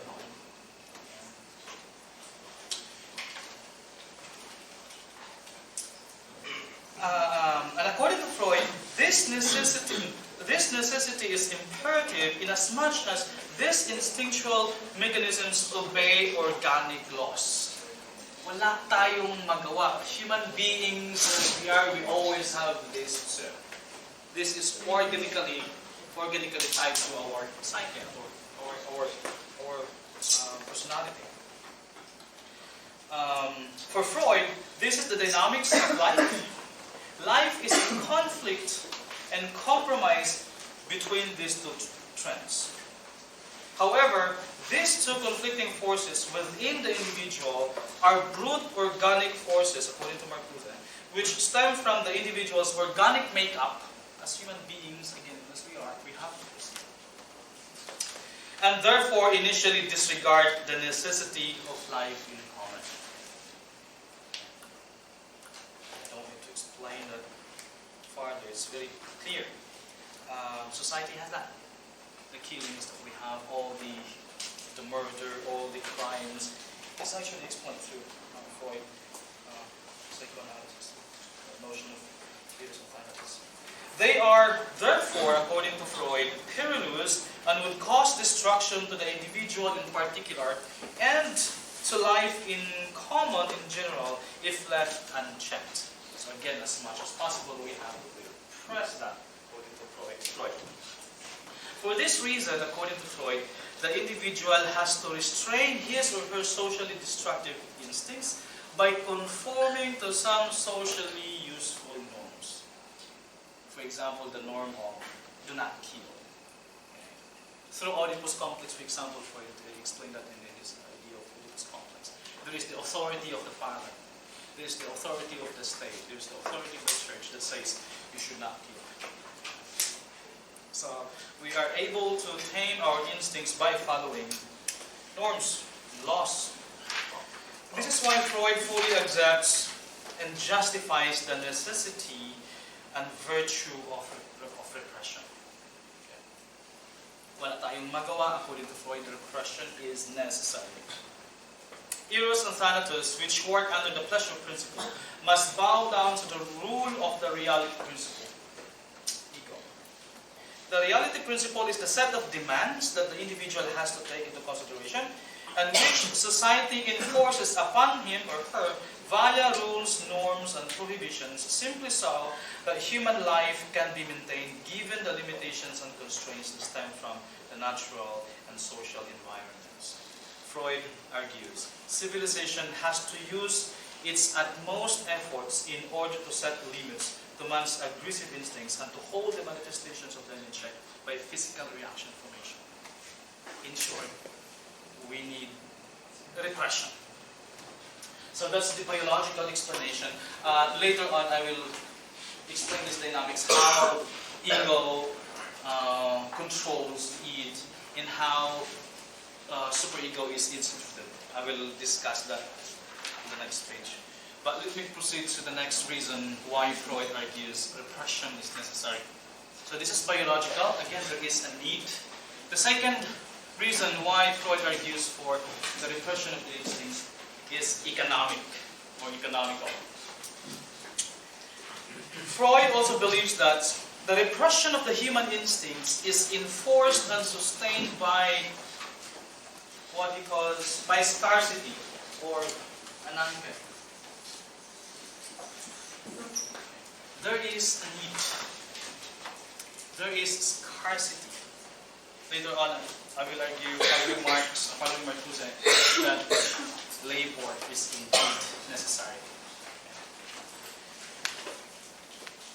More specifically, repression of the primary instincts is demanded by the situation of scarcity in which the human individual finds himself. That is, the difficulty for the human individual to find a means of subsistence given that nature has not provided him with a kind of structural and organic connection to the environment that is granted to other living beings. Or in simple terms, unlike plants who are organically connected to nature, they don't have to work.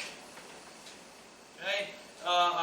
Plants live, survive because they're again organically connected to nature, to soil. Animals or birds, for example, they just roam around and they feed themselves. There's no problem with food. But in the case of humans, we don't have that privilege, according to Freud, that is granted to other beings.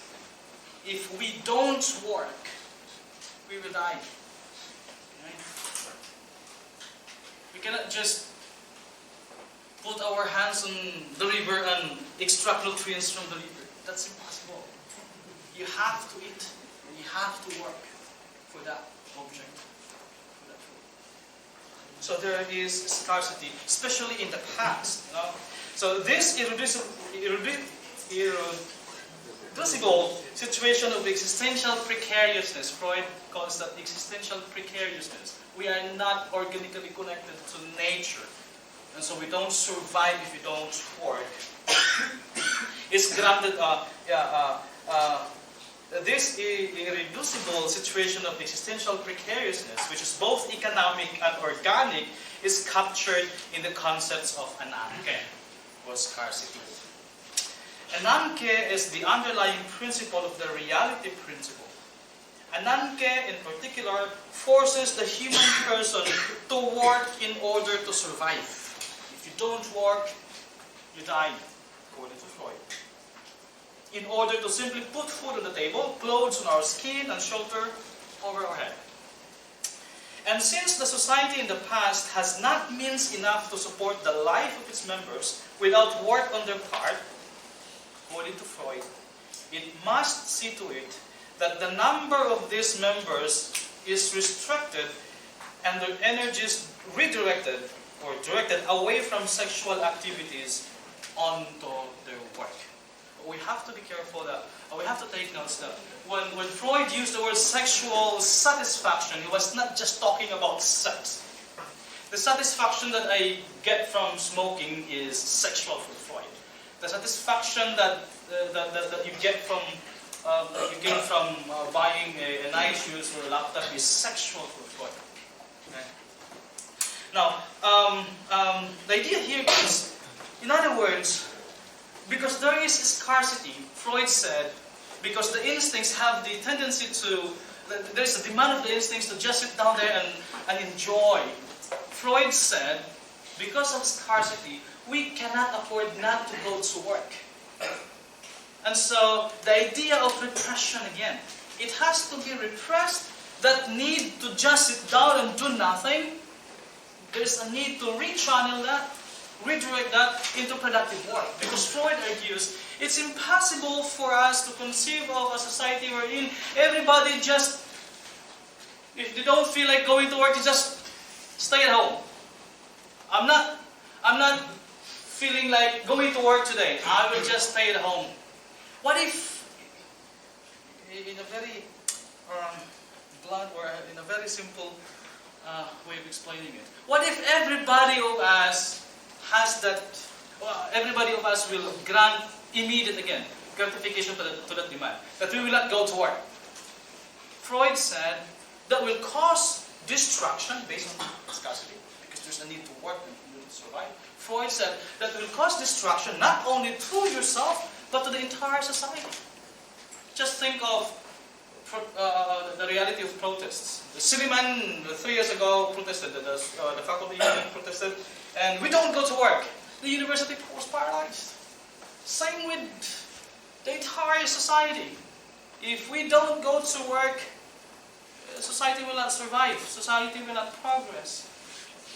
But Freud said there is always a demand from the instinct to just stay at home and do nothing. Di ba? Na-feel natin yun? Klase natin, 7 a.m. Tapos lasing tayo. Hanggang 1 a.m. yung inuman. I don't feel like going to work.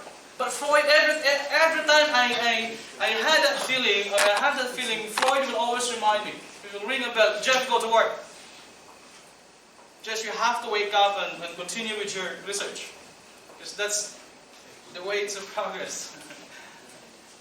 So, work for Freud is one of the foundations of civilization or society. The other is eros or love. Okay? So, remember in Marcuse and remember in Marx, following Hegel, labor is the essence of humanity. Here in the case of Freud, we said it's the foundation of civilization. Freud says that human beings come together or live in society first because they are forced to do so. We don't have the choice, but we have to work. We are forced to do so by economic necessity or ananke. And second, because they want to do so to acquire the sexual or their sexual. And second, because they want to do so to acquire their sexual objects or eros. So, we need to work. In Marx, we need to work in order to survive, but we do not just work in order to eat. Remember? We also need to work in order to satisfy the other need of the individual.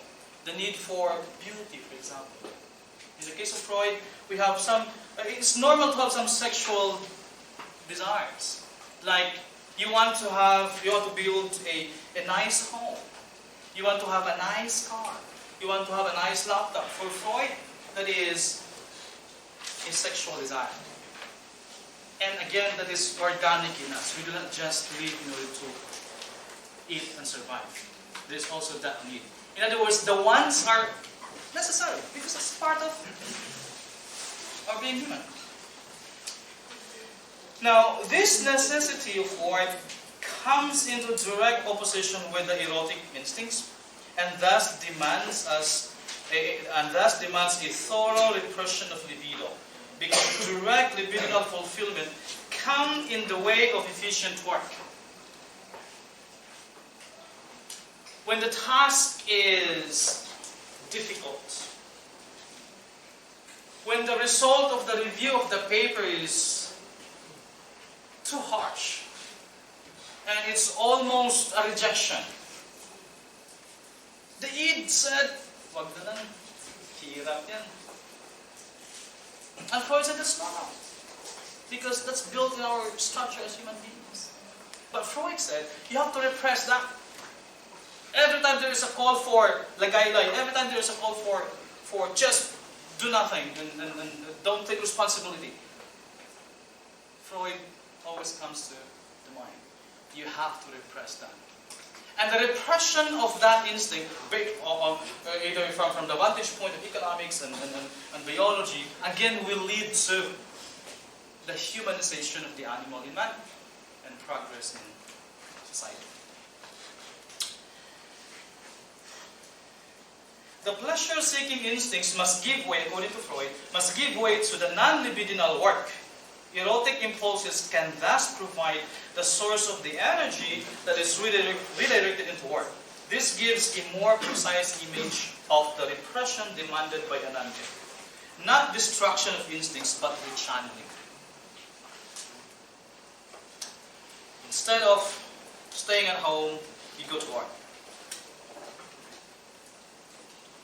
The repression of the human instincts by socially useful norms is precisely what is meant by the inhibition of the pleasure principle by the reality principle. Again, this is where the eternal contradiction happens. On the other hand, the reality principle is the governing principle of the ego. The ego is that part of the primary psychic process, or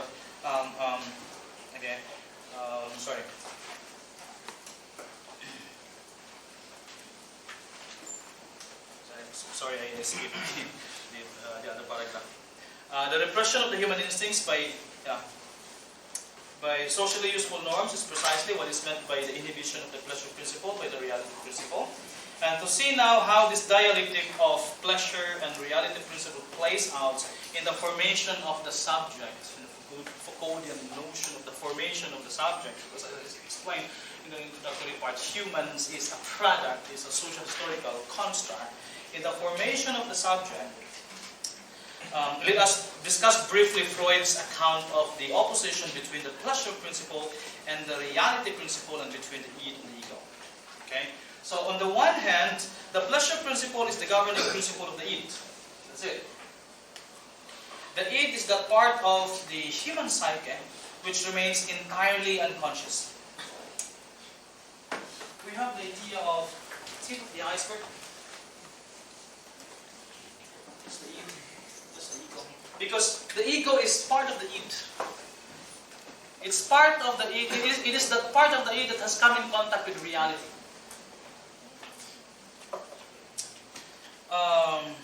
On the one hand, the pleasure principle is the governing principle of the id. The id is that part of the human psyche which remains entirely unconscious. On the other hand, the reality principle is the governing principle of the ego. The ego is that part of the primary psychic processes that has been modified due to its direct contact with the external world, both the material worlds and the social worlds. Most especially in Freudian psychoanalysis, through the parents. Because repression begins at home. Freud summarizes this basic dichotomy by saying that the ego represents reason and common sense, while the id represents passion. So as much as possible, according to Adorno, the ego or philosophy has to, because Adorno equates ego with reason, it has to, needs to repress the instinct. Now, the instincts of the id, being governed by the pleasure principle, press for immediate satisfaction at all costs. Kaya it's difficult to tame the instinct.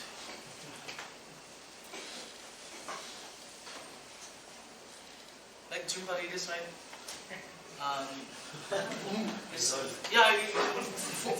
For years he was an image of a moral person, a typical.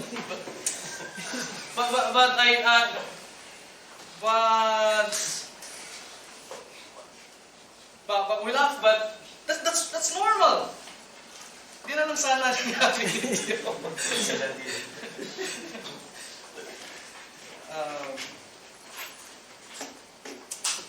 According to Freud, this is the nature of the id. It seeks to satisfy its desires without any consideration of the possible danger for the individual. Instinct siya, passion siya. When you kill somebody, when you rape somebody, you're not thinking about the possible consequences of the action. They just follow the id.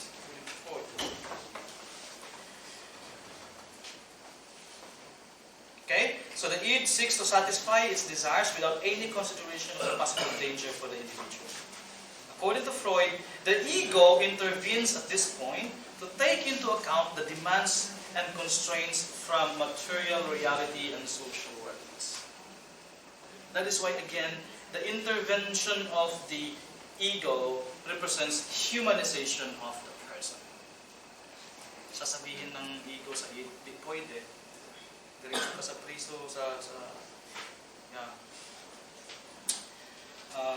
as the conscious part of the id, again, as the conscious part of the id, the ego mediates between the demands of the id and the external world. Expressed in more general philosophical terms, as Adorno puts it, reason or ego supervises the instinctual behavior of man.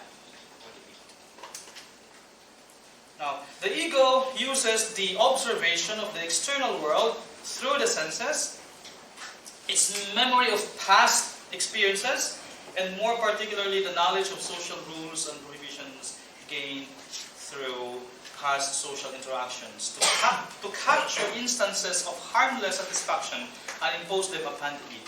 So the ego does not say, it will not be, the ego does not black or does not aim for the blocking of the satisfaction of the id. The ego did not say, you don't have the right to enjoy life. No. The ego has to capture past memories or some social rules or norms and impose that on the id so that the satisfaction is not harmless and destructive to society. So that, because sexually, example natin dito, if you want sexual satisfaction, then, ano ba? You court her, or get married with a person. And in other words, the sexual satisfaction is done in the context of marriage. Sexual satisfaction is not done through raping or forcing somebody. So again, Freud did not argue that we don't have the right to enjoy sexuality. He said, look, we have. That's part of our organic build-up. But it has to be, done in a proper context. This is the basic mechanism underlying what Freud calls sublimation of the instincts. We tame the instincts. When this happens, according to Freud, the inhibition of the pleasure principle by the reality principle becomes complete. However, the inhibition of the pleasure principle by the reality principle does not mean that the yearning for pleasure is completely abandoned, as I said. So, hindi sinabi ni Freud na hindi tayo walang sexual satisfaction. Meron, it has not abandoned. It is only postponed for the sake of a long-lasting and more secure pleasure in the future, according to Freud.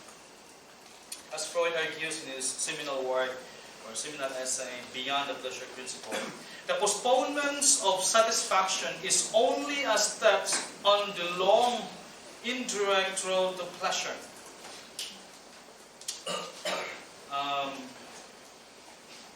This is Platonicus one, right? Sometimes we need to postpone the gratification for the sake of a better one. Freud helped me a lot when I was in Australia, and Paulo, my good friend Paulo, knew that.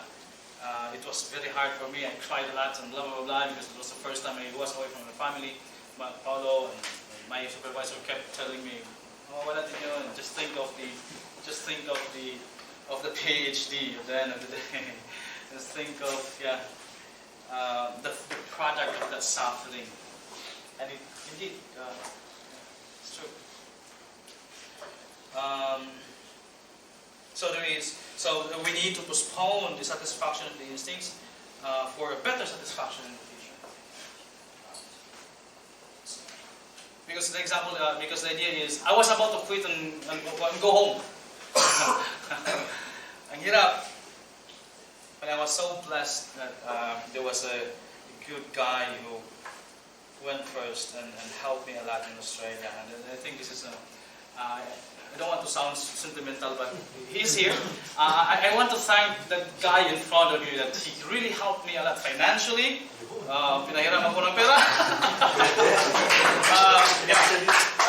Psychologically, he's a good man. He reminded me of Freud again. Saglit lang yun. Saglit lang yun. Yung PhD yung importante. Okay. Inasmuch as there is a coming back of the object of pleasure, it can be inferred that there is a pleasurable ending in this process. But there is none, according to Freud. However, it is essential to stress that this process of sublimation in fact means that in the end happiness is attained. Freud believes that there has to be a balance between the happiness of individuals and the requisites of social organization. In other words, for Freud, civilization involves some forms of social control and domination. The denial of human freedom and happiness for the sake of the survival and the possibility of living in common.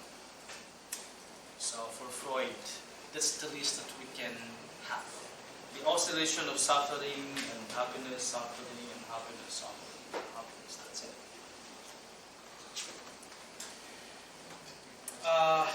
There's a long passage in Freud, so let me read this. In fact, Freud said there is no possibility at all that happiness can be achieved, since all regulations of the universe militate against it, as he writes in Freud. We are threatened with suffering from three directions: from our own body, which is doomed to decay and dissolution, and that's true, of course, and which cannot even do without pain and anxiety as warning signals.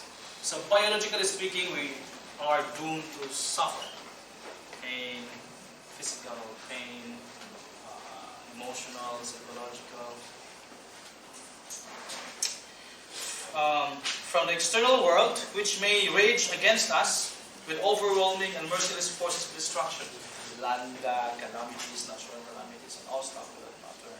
And finally, third, from our relation to other men. And Freud emphasized the third cause of suffering, our relationship with other men. The suffering which comes from this last source, according to Freud, is perhaps more painful than any other suffering. Kaya siguro natin naputulan tayo ng tiil if somebody betrayed us. According to Freud, that's more painful than the physical suffering. In regard to the first two sources, our judgment cannot hesitate long. It forces us to acknowledge those sources of suffering and to submit to the inevitable. If you're experiencing a toothache, wala kang magagawa but admit the fact that it's part of life. If you experience heartbreaks, wala kang magagawa but admit that that's part of life. What Freud said, when somebody betrays you or steal your properties or dupe you, it's more painful than those two types of suffering. We shall never, and Freud said, we shall never completely master nature. And our bodily organism itself, as part of that nature, will always remain a transient structure with a limited capacity for adaptation and achievements. The argument that Freud is trying to put here is, at the end of the day, we cannot attain happiness.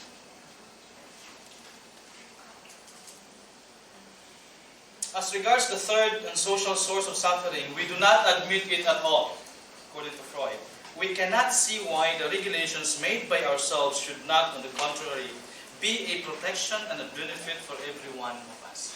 So if we set some kind of rules, for example, no stealing or do not steal, do not covet thy neighbor's wife, do not commit adultery, Freud said, that will protect human relations. What Freud wants to elucidate at this point is not only the fact that the individual can only gain as little pleasure as possible and some alleviation to suffering, but also the cause which gives rise to the suffering. Suffering is a direct offshoot of the repression of the instincts. And such repression is an ineliminable condition of human life, given the necessity for human beings to live in common. We are doomed to suffer. And Marcuse hates that argument. I will present in a short while Marcuse's take on that. Freud never repudiates this repression. He argues that it is necessary in order to preserve life. Indeed, through the process of sublimation after the other, which channels libidinal energies onto acceptable objects, repression, therefore, is the key to civilization. That's the cornerstone of Freudian psychoanalysis. Repression is the key to civilization. In other words, the price for the preservation of life and culture is renunciation of the urge for the immediate and total happiness of the individual. And so what we can have, according to Freud, is momentary pleasure, which bespeaks of, the oscillation of pleasure and displeasure in life. One final key concept that needs to be introduced here before I proceed to Marcuse's engagement with Freud. In Civilization and its Discontents, one of Freud's famous works, Freud asks the question, what means does civilization employ in order to inhibit the aggressiveness of the human instincts, which opposes it, to make it harmless, to get rid of it, perhaps? What is the basic psychic mechanism underlying the repression of instinctual demands and sublimation? So that's my next discussion.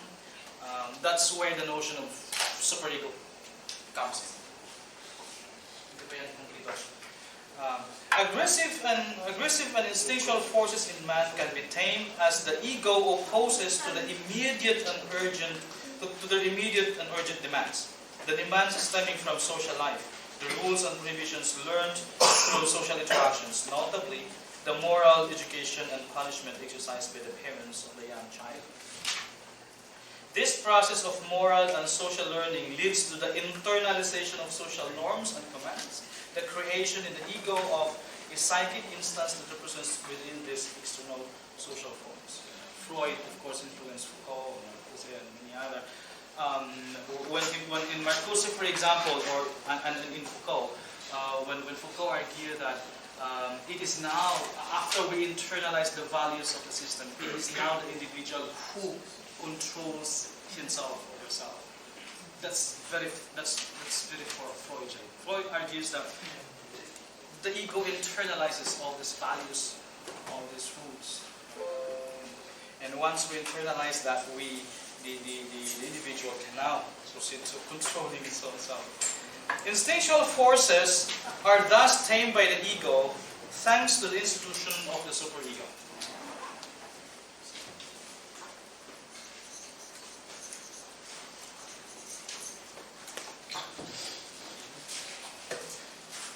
So, instinctual forces are thus tamed by the ego through the institution of the superego and conscience. The ego is the conscious part. The ego is the conscious part caught between the demands of the id and the superego. Actually, the ego is sandwiched between the ego, the id, and the superego. Again, the ego is the conscious part caught between the demands of the id, of which it is the superego, which is the moral components of the ego. So the superego is the moral. This represents reason, especially for Adorno. The superego is the moral components of that conscious part of our personality.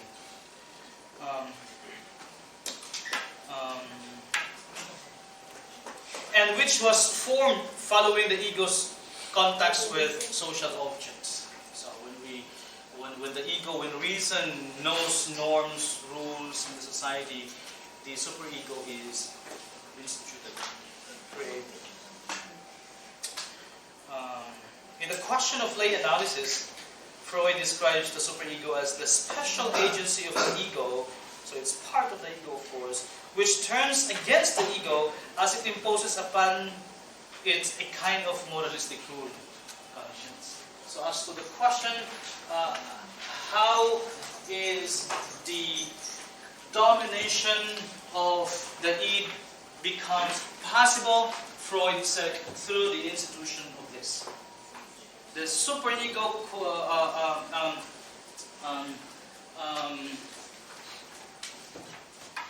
tame the id completely through conscience.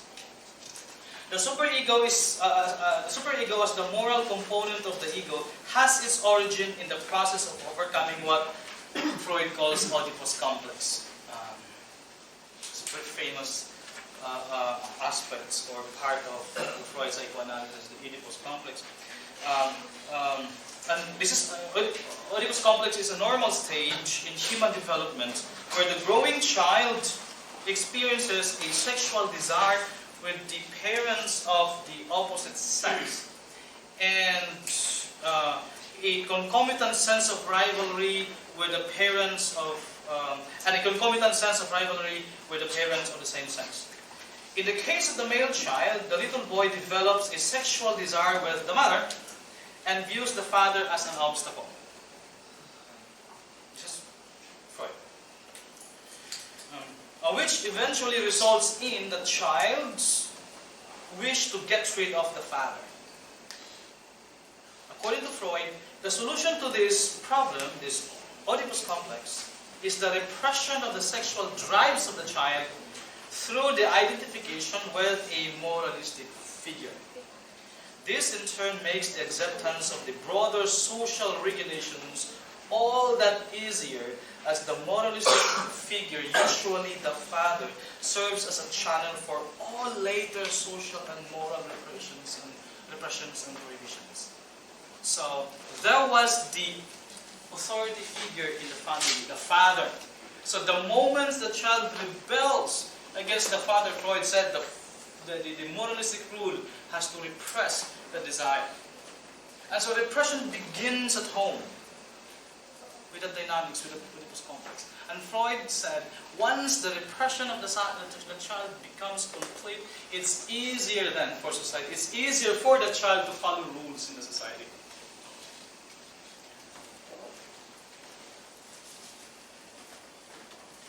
The superego is thus the specific agency in the human psyche that appropriates the reality principle, the laws again, the norms, stemming from the demands of the external reality, and exerts control over the ego to repress the id, the seat of the pleasure principle.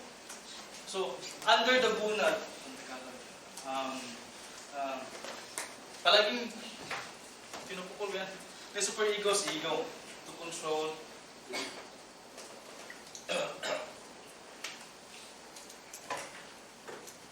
the superego and the id are mediated by the ego.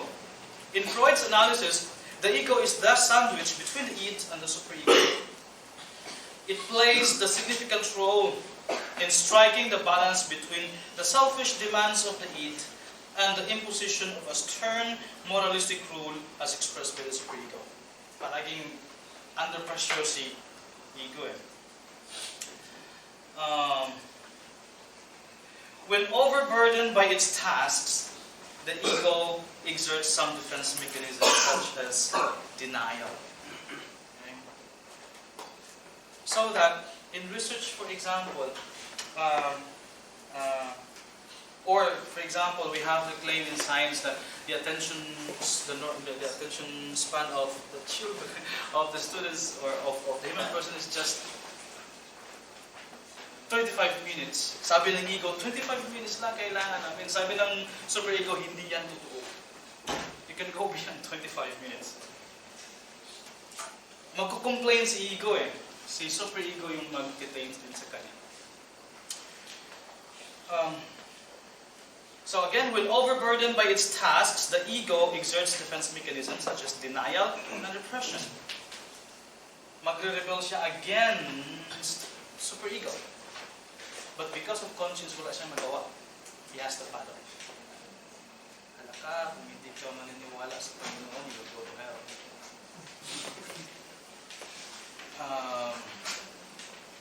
Sabi ni Reason, wala naman siguro marami. Pero yung moral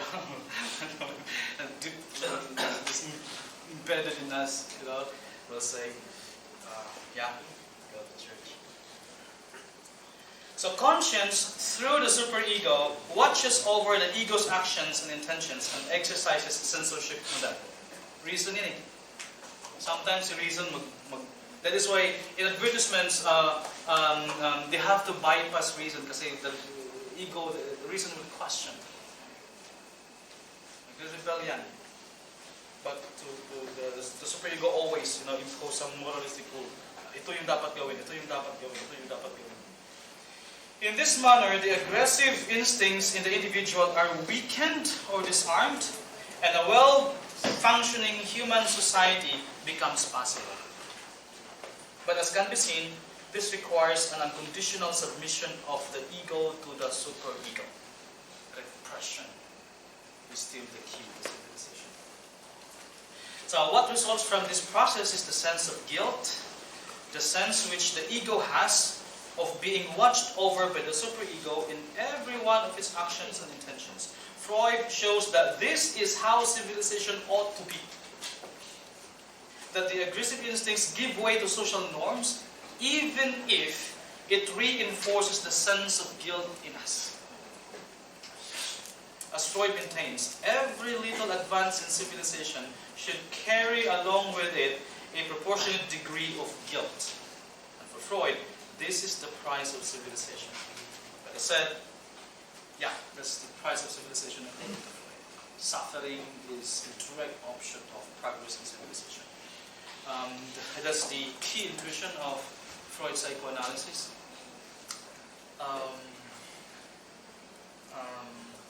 I will now proceed to Marcuse's engagement with that. And Marcuse said, hindi yan necessarily true. So that's Freud. But the idea here is, Marcuse did not just critique Freud for the sake of critiquing Freud. Marcuse's critique of Freud is instrumental in his revitalization of Marx philosophical anthropology, as I have presented already. So, let me proceed to Marcuse's engagement with Freud. In contradiction, and this is very interesting, because I agree with Marcuse. I do not choose Marcuse as my philosopher for my PhD thesis just because I'm looking for, I need a philosopher. No. There was a reason why I chose him. I was looking, there's the aim, which is of the problem of the thesis, which is to contribute in the emancipation of the oppressed. That's why we're working with Paulo. I'm working with Paulo on the critical theory of the margins. There is the aim to liberate, to contribute in the attempt to liberate, emancipate humanity. And I started with Marx, but I can't. I believe that the bloody revolution is not the answer. And I read Paulo Freire and others until I encountered Marcuse and said, this is the perfect model, or this is the perfect theoretical model that will underpin my research. And so I appropriated Marcuse. So hindi yung, meron nang gumawa kay Herbert, meron nang gumawa kay Orthodox, meron nang gumawa kay Adorno, sige mag-Marcuse ako. It's the other way around. There was a problem. And it so happened that in my reading, in my literature review, I realized Marcuse is the key. Marcuse is the answer to my problem. So, the idea here is, Marcuse did not just appropriate Freud for the sake of engaging Freud. Okay? For the sake of just publishing anything, something. But Marcuse appropriated Freud's psychoanalysis for the sake of a non-repressive society, contributing in the realization of a non-repressive society. And so Freud is part of Marcuse's entire project. In fact, Marcuse begins with Heidegger, looking for an agent of political action, because Marcuse is a student of Heidegger, of course.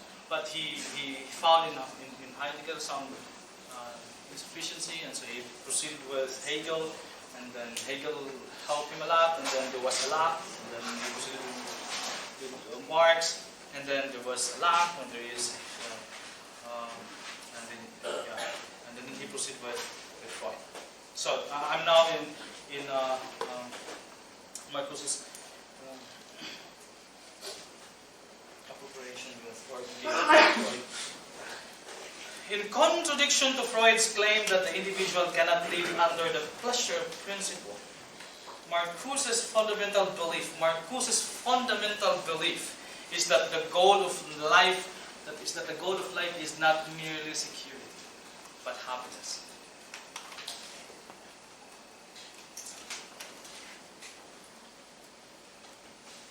As he writes, the struggle for existence is originally the struggle for pleasure. In turn, therefore, Marcuse believes that a non-repressive society, that is, free and happy society, is the goal of human history. The realm of freedom of Marx again. Or to put it differently, the content of emancipation is not just rational autonomy, but the autonomy of beings who are free and happy. Or that is fulfilled human beings. Self-fulfillment. So happiness here should not be equated with the normal understanding of happiness, that if you can have sex with a wife or have sing with your friends in the karaoke, you have happiness. No, that's not the idea of happiness in Marcuse. Happiness here is, in Marcuse, is self-fulfillment. And that's the goal of civilization according to Marcuse. In order to support this vision of emancipation, Marcuse proposes to interpret the struggle between reality principle and pleasure principle. In other words, Marcuse said, this is true in the past, but in the advanced industrial society, wherein there is advancement in technology, this is already invalidated. I'll prove to you my point later. So that, according to Marcuse, the antagonism between the life instincts and the restrictions of civilization, according to Marcuse, is socio-historical, not given for all times, and is therefore avoidable. So, as I will show later, Marcuse said, the argument of Freud that we need to work long and hard for the society or the civilization to progress is no longer true today. There's no longer scarcity today. And Ocay is already invalidated by advancement in technology. And so that Ocay is socio-historical.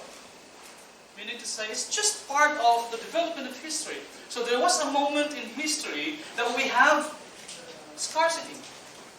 There is poverty. But if you look at the advanced industrial society with technological advancement, there's already abundance. But the problem is, there is poverty amidst abundance. And so the issue is not production, but the distribution of goods and services. In other words, such antagonism is simply a product of the historical organization of human society, and therefore is subject to change.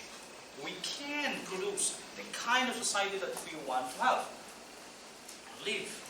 For Marcuse, the subjection of the pleasure principle to the reality principle is due not primarily to nature, but to humans, to the administrators of the society, following Marx, to the capitalists, as we discussed this morning.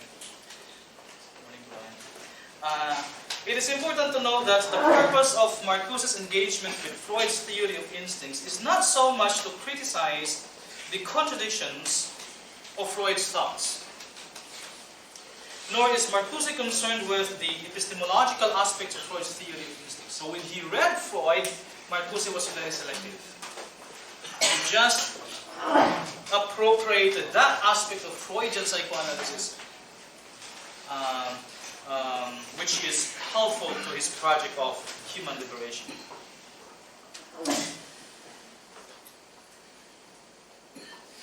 So what concerns Marcuse most in Freud's theory of instincts or Freud's psychoanalysis then is its capacity to provide a model for the psychology of domination, rebellion, and emancipation. Freud's psychoanalysis provided Marcuse with a model, a psychological model for rebellion, for domination, rebellion, and resistance. Marcuse believes that it is an explosive theory. Freud's psychoanalysis is an explosive theory because the release of eros from the subjection under the reality principle would result in the complete human being.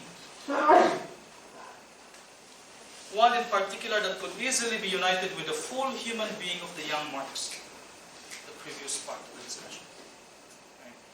So, in other words, Marcuse said, we have the right to enjoy the fruits of our labor. And we know that that is part of the developments of the human person, of the actualization of man's potentialities. According to Marcuse, the inherent contradiction or antagonism between eros and thanatos and their opposition to the external reality in fact point to the possibility of liberation. Let me just continue to understand. For that reason, the basic concepts of Freudian theory do not need dismantling, but rather they need to be pressed to the limits. They need to be developed further, pushed further. Because Marcuse said, this is an explosive theory, and this theory can provide us the model of emancipation. But because Freud failed to distinguish adequately between the biological and the socio-historical vicissitudes of the instincts, that is, between the biologically given nature and the shape they take in distinctive historical periods and social setups, he had diffused a potentially explosive theory. Nagkamalit si Freud in a sense. Marcuse then attempts to reactivate such an explosive theory by detailing the socio-historical dimensions of the evolution of the instincts. And let me continue para maintindihan. To do this, Marcuse introduces two key concepts, surplus repression and performance principle. dito papasok yung, I think, if you're familiar with Marcuse.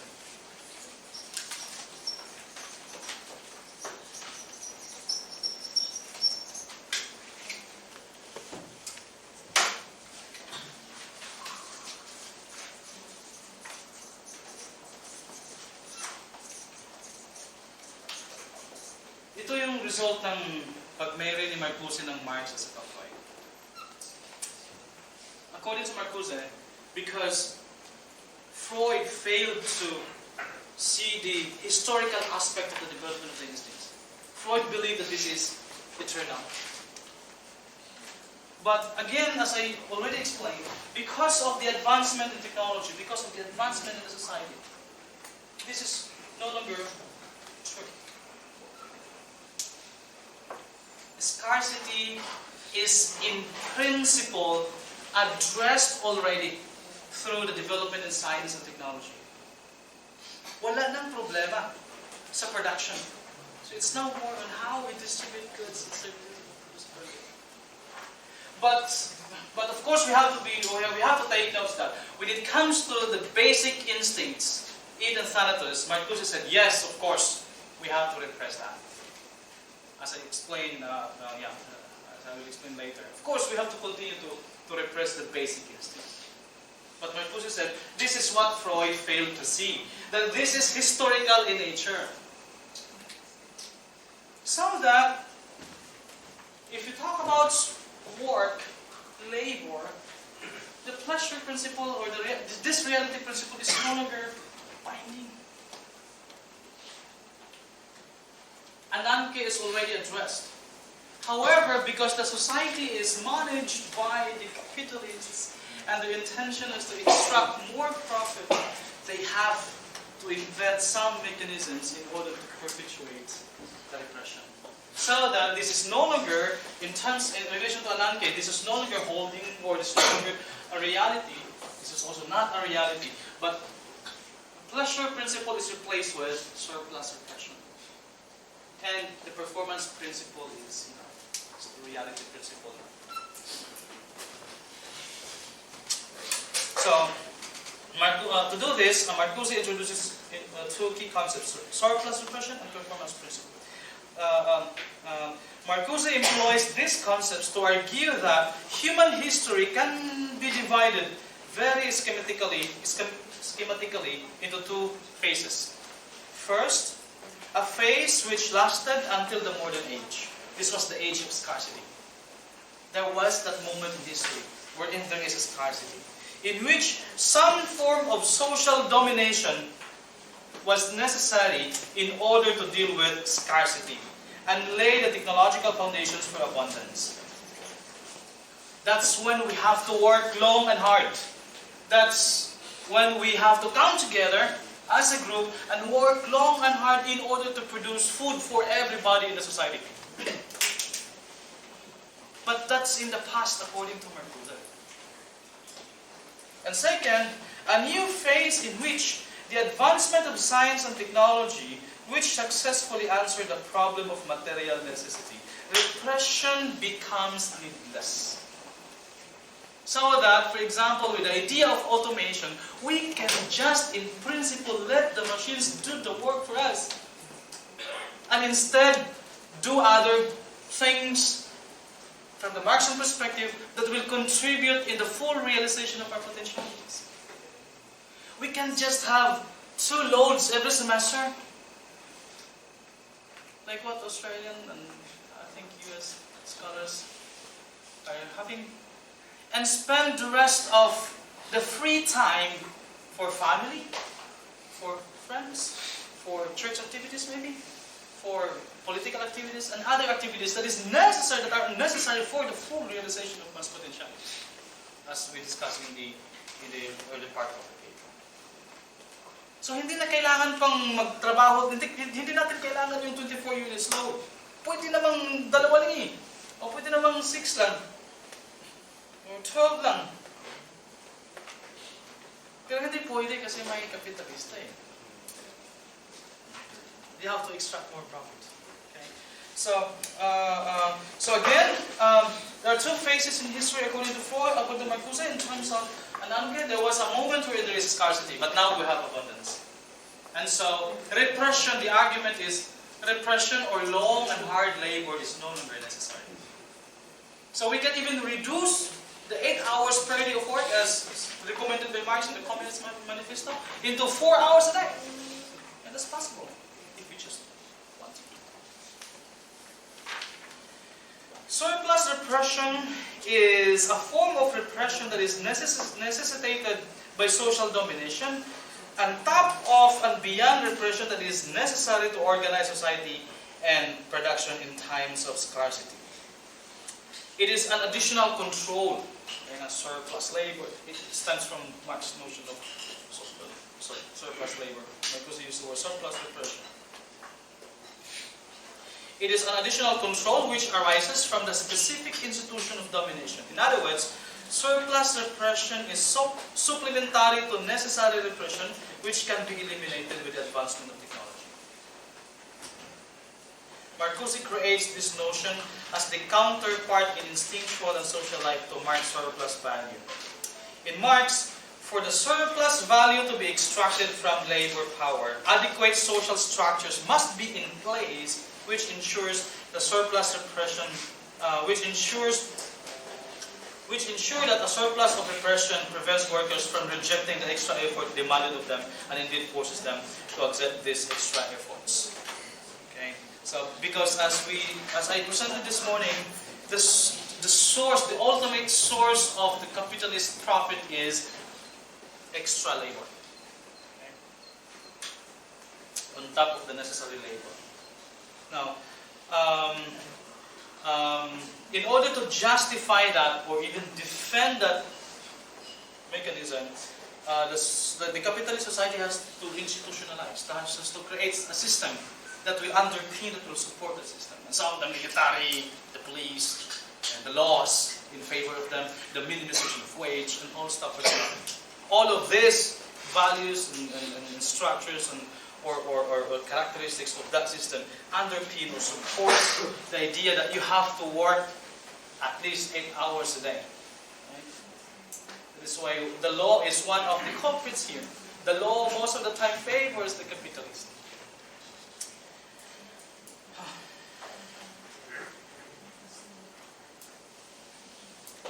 Okay, it is an additional control which arises from the specific institution of domination. Marcuse creates this notion as a counterpart in instinctual and social life. In Marx, in other words, okay, I'll let it go. In Marx, for the surplus value to be extracted from labor power, adequate social structures must be in place which ensure that the surplus of repression prevents workers from rejecting the extra effort demanded of them, and indeed forces them to accept these extra efforts. In other words, surplus repression can also be understood as a specific organization of scarcity through the creation of artificially manufactured needs. Surplus repression. Hindi na natin kailangan to work long and hard, 8 hours a day. We don't, in principle, we don't need overloads. They could just pay us enough and proceed again and again with our question, doing research. But the society, according to Marcuse, the capitalist society, the advanced industrial society, has created a mechanism that perpetuates this repression. And the key to that, as he mentioned in his one-dimensional man, his work, one-dimensional man, is false needs. They have to, the capitalist society has to create new needs as long as the old ones are answered. Since scarcity is in theory overcome with modern production, there is in principle no longer a need for any repression. But of course, again, we have to take note that when Marcuse wanted to reduce labor, it doesn't mean we just have to sit down and lie down all the time and do nothing. For Marcuse, when we reduce the number of works per day, we can again proceed, from the Marxist perspective, we can proceed to other productive activities necessary for the development of the psychological, intellectual, and the moral aspect of the human person. In theory, we could, according to Marcuse, in theory, we could let the machines do the work for us, and we now live potentially under a new reality principle, with a decisive weakening of anarchy. This is where Marcuse's notion of the performance principle is introduced and plays a central role. Hindi na kailangan yung repression, but you have to perform. You have to work hard still. You have to do overtime. You have to take overloads. Why? Because your minimum wage is not enough to buy a laptop. If not, it's not enough to buy a car. Blah, blah, blah, blah. And so we are still hooked up in the capitalist system of exploitation. The performance principle is the historical form of the reality principle. Wala na yung anarchy. Pero kailangan pa rin magtrabaho. Kailangan pa rin mag-overload yan. Kailangan pa rin mag-overtime. Kasi merong bagong repression, surplus repression in the form of false needs. If in Freudian theory, it is the reality principle that demands repression, for Marcuse, it is now the performance principle in the guise of reality. There's a need, again and again, to work hard in order to meet demands of civilizations. Unnecessary demands, according to Marcuse.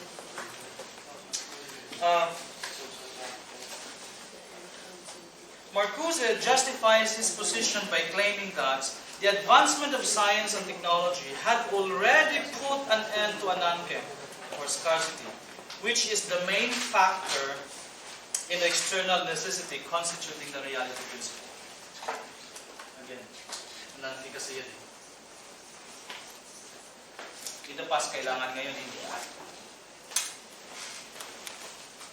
So, again, balikan natin yung arguments. Repression is not absolutely necessary for Marcuse. Repression of the instincts in terms of work is historical in nature. There was a moment that it is necessary, but today it's no longer necessary. So we can now enjoy life according to Marcuse.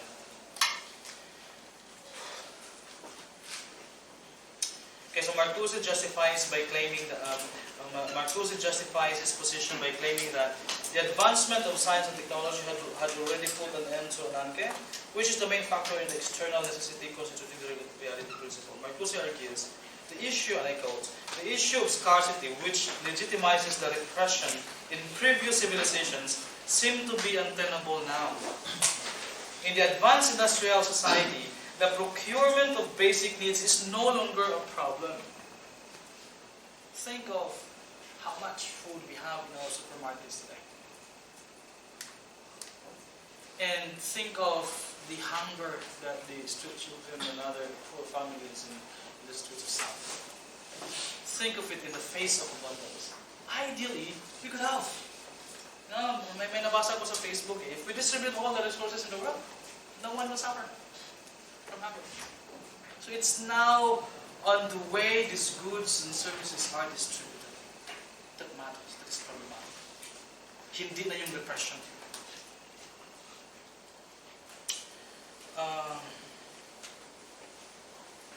So, in the advanced industrial society, the procurement of basic needs is no longer the problem, but it is the manner in which these material needs are distributed and utilized. In particular, this means that this is now the moment that work can be eroticized. That's a very Marcusian term. Work can be eroticized. That men no longer need to work long and hard, but work less and enjoy more. That's one of the basic arguments in Marcuse's one-dimensional method. We can now reduce work to the minimum and enjoy life to the max. However, the capitalist system of overproduction and lavish and seemingly unlimited consumption maintained the prevalence of a massive and unbending reality principle through the creation and valorization of artificial needs, which constitute a new justification for the old demand that working and consuming individuals obey and conform to the dictates of the society. So we still continue to work long and hard. Bakit? Sinabi ni Capitalist Society, kailangan mo ng sasakyan na Jaguar kailangan mo ito. Hence, even when in theory repression of instincts could be lessened or lifted, since anarchy is no longer upon us, the performance principle which governs the capitalist society manipulates instinctual desires through the invention of new unnecessary needs as soon as the old necessary ones are satisfied. Walang katapusan yung needs. In this way, old domination give way to a new form of domination na dapat hindi sana. Dapat mag-end na sana yung repression, yung domination. But it continues because, well, the society was organized in that way, in that manner.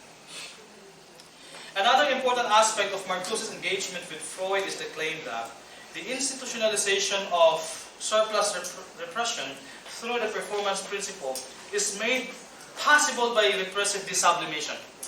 Another important Marcusean concept, repressive desublimation. Repressive desublimation is a key Marcusean concept which bespeaks of the process of mass repression whereby consumers come to identify libidinally with the commodities they purchased.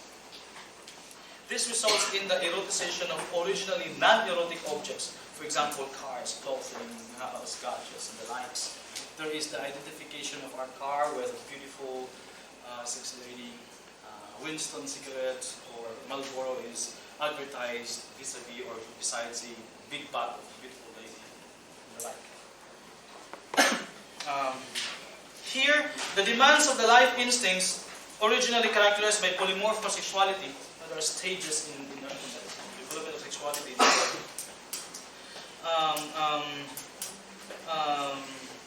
are permitted expression and gratification in safe or even useful form. In repressive desublimation, the bio sexuality is suppressed in Freud. You don't have to show your, for women, you don't have to show your body. But in advertisements, but in the capitalist society, they take advantage of that for profit. In other words, the capitalists used sexuality. There is, in capitalism, especially in consumerism, in advertisements, there is the release of eros. But ideally, the release of eros will lead to fulfilling life, but in capitalism, the release of eros leads to more profit.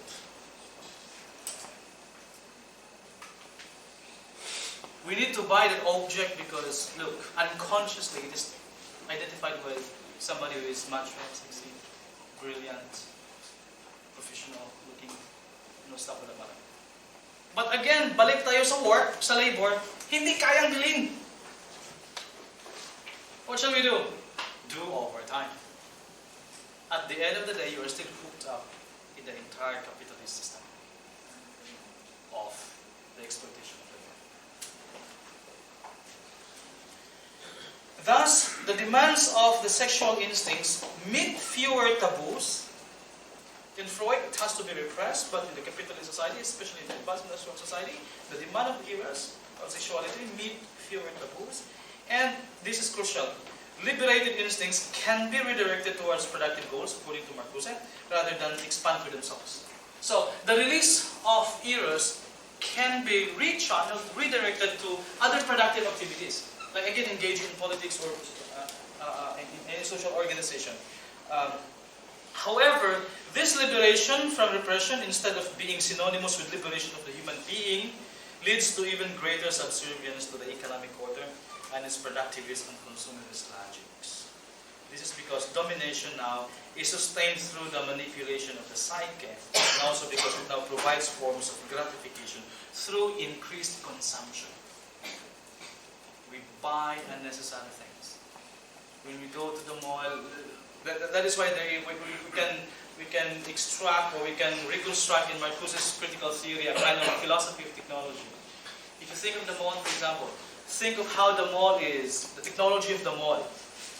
Think of how it is arranged or designed in such a way that you are forced to buy things that you don't plan to buy, that you don't need. The idea of the sale, 70% sale. We run to the store and buy the thing that we love because it's 70% sale. We don't know that the capitalists set or impose 1,000% profit over the product. Binili ng 100 pesos, bininta ng 1,000. Nag-70% sale yung tindahan. 70% ng 1,000 is 700. 300 na lang yung babayaran mo. But still, the capitalist earns 200 pesos because he bought the product in China for just 100 pesos. We're still duped. We've been conned by the system. And so we keep buying, we keep going.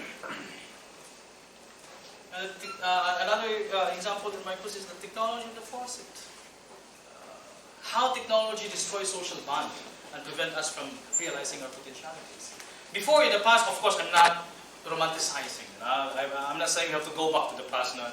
But in the past, people gather water in the river, in the creeks, or naglalabas na dun sa river, and then there is living in common, there is community. Although nag-chit-chat sila dun, or nag-chismis sila, but there is communion with my neighbor. But with the technology of deposit, when water is now available inside the house, we don't know our neighbor anymore. We don't even have them word. So, yeah. As the performance principle and surplus repression of capitalist society make work unpleasurable. We've been complaining about it. We've been complaining.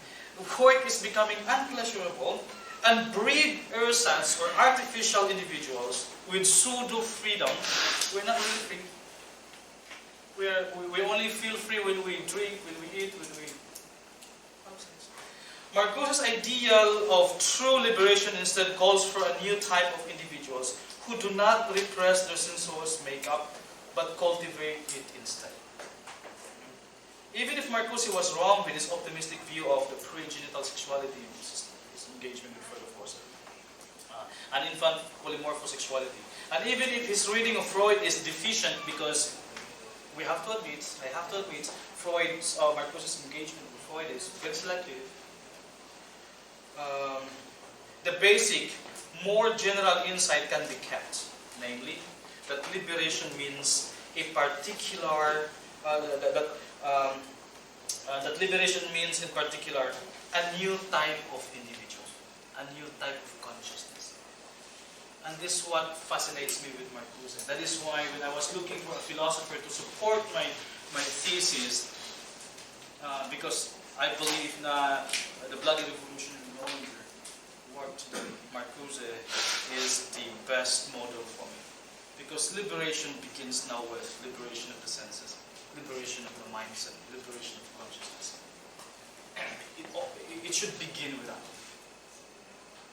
If control and domination is no longer exacted on us physically, but psychologically, but intellectually, then the key to that, or the alternative to that kind of liberation, to that kind of domination, is intellectual liberation.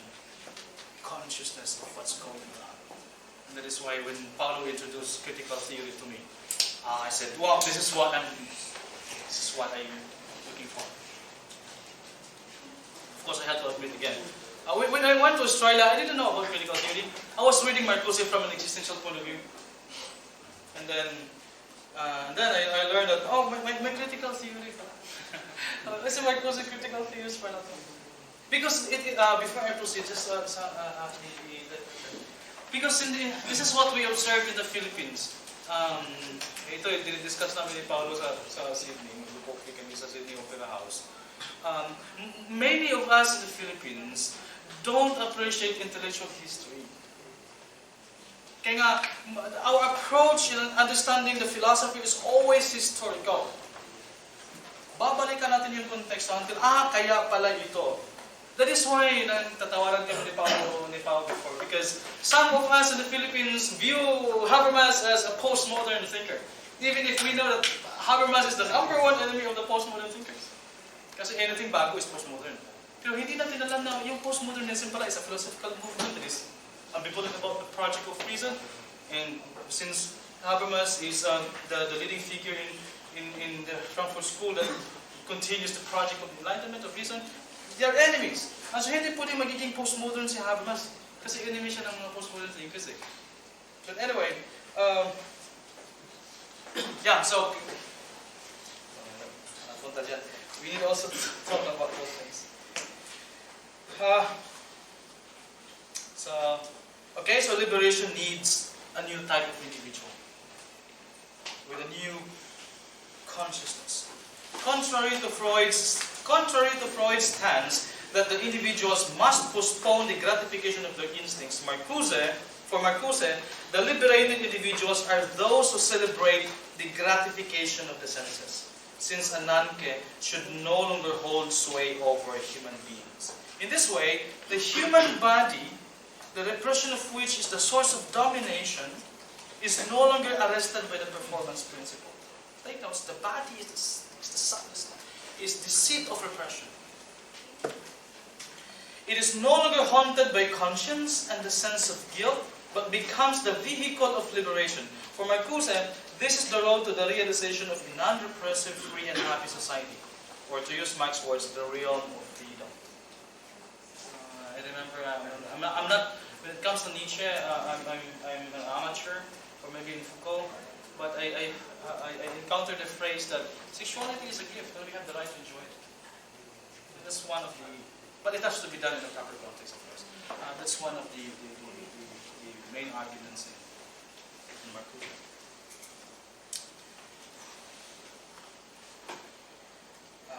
Last paragraph, naiihig talaga ako. So for Marcuse, this is the road to the realization of a non-repressive, free and happy society, or to use Marx's words, the realm of freedom. Ideally, with the advancement of technology, Marx's dream of the realm of freedom would have been attained, where Marcuse's notion of a free and happy human beings begin to flourish. However, what we witnessed in history is the opposite. As we can see, human beings have become more and more free, and poverty continues to rise amidst abundance. In what follows, I will very briefly present Marcuse's take on the issue. And the next topic is just 2 pages on Marcuse and the theory of one-dimensionality. I will very briefly sketch his notion of one-dimensionality. Okay, we're now down to the last part of my, something like the concluding part of my lecture today. Marcuse and the theory of one-dimensionality.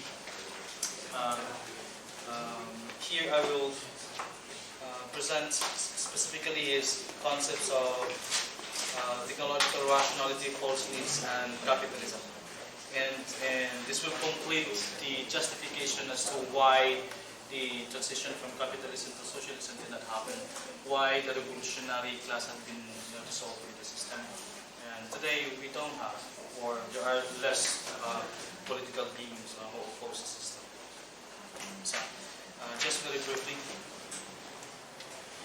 the capitalist mode of production, which hinges primarily on modern technology, has resulted in a new form of rationality, that is technological rationality. This rationality arises, first of all, as a result of scientific and economic progress. In this simple sense, technological rationality is simply synonymous with scientific and technical progress. However, Marcuse believes that the capitalistic logic of modern production transforms technological rationality from mere instrumental rationality into an instrument of repression and control. So it is, in the contemporary period, in the advanced industrial society, it is now technology that dominates, that controls us. So it is through that technology that false needs are created. Technological rationality is the specific product of a technical apparatus of production and distribution, which tends to become totalitarian to the extent to which it determines not only the socially needed occupations, skills, and attitudes, but also individual needs and aspirations. It is this totalitarian dimension of technological rationality that I would like to emphasize as much as it impacts directly on the possibility of critical consciousness in human beings. The argument here is with technological rationality or capacity to think critically and eventually oppose the system of oppression is dissolved, is nullified. For Marcuse, technological rationality is not just synonymous with technical and scientific knowledge, but also refers to the assigning of mental powers to the apparatus that calls for unconditional compliance and coordination. So in other words, the product of technology completes the domination of human beings. Especially the idea of efficiency.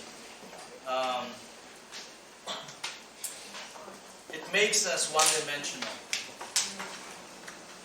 Just the idea of the numbing effects of technology. For example, if there is a group out there protesting for a rise in wage or protesting for justice, Marcuse said, how can, or Marcuse said, how can we be forced or how can we be convinced to join the protest if we are enjoying this unconditional rule?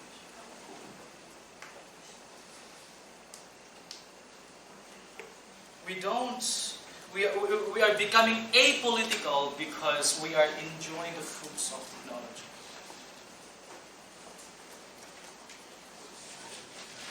It makes us less critical. In other words, technological rationality means the subordination of thoughts and affects, the affective side, aspect of the individual, to the machine process so that it is no longer the individual that directs the machine but the other way around, as much as the individual has internalized, both in terms of his thoughts, patterns, and patterns of emotions and behaviors, the productivist logic of the machine. So when we internalize the system, the logic of the machine, we now follow what the machine dictates us. According to Marcuse, technological rationality arises when, in the medium of technology, culture, politics, and the increasing power of the economic system merge into an omnipresent system which controls all dimensions of experience and swallows up or repulses all alternatives. The false needs, the things that we possess, the things that we have. The products of technology or the produce of technology produces in us convenience, satisfaction. And so again, we became less critical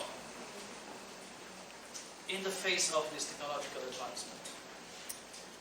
Again, the argument here is this technology or technology completes the dominion of humanity, the human person. This eventually extends to all spheres of private and public existence, according to Marcuse, integrating all authentic opposition and absorbing all alternatives. In this way, technology, which is originally an external power over nature, has been internalized by individuals. Here, reason has lost its meaning because the thoughts, feelings, and actions of man are shaped by the technical requirements of the apparatus, which demands compliance and adjustment. Thus, technological rationality dissolves critical thinking and replaces it with the idea of compliant efficiency. We just comply. We just obey. We don't question. Okay? Or even if you're conscious or aware of what's going on around, you don't join them. You don't say no. Nagsasayang lang tayo ng oras. Ang init dun, mas maganda dito. Why would I join them? Okay. So technological rationality dissolves critical thinking and replaces it with the idea of compliant efficiency, which results in the individual's submission to the apparatus without any form of mental and physical opposition. In short, with technological rationality, human beings becomes one-dimensional. But again, I have to remind you that when Marcuse developed this in the book One-Dimensional Man, it was not intended to give an account of the philosophy of the human person. It was again a critical thing. It was again a critique of the society. The One-Dimensional Man again is Marcuse's version of the Dialectic of Enlightenment of Horkheimer and Adorno. It was a social and political work. Although the book talks about dehumanization of the human person, dehumanization, instrumentalization, and all stuff like that. Hence, under technological rationality, there is no longer any place for reflection or autonomy, since human beings are only given tasks to perform in accordance with the dictates of the apparatus and can no longer find the resources to challenge this specification of their capacities. Again, the idea here is this. Ideally, in the modern society, we could have interest scarcity. Ideally, in the technological society, in the advanced industrial society, according to Marcuse, we could have enjoyed life and released from the hold of the reality principle. Again, for Marcuse, this is now the time for us to enjoy life in general. But we continue to labor, to work long and hard, because the system has invented some mechanisms to perpetuate domination. And the argument here is technology completes the process.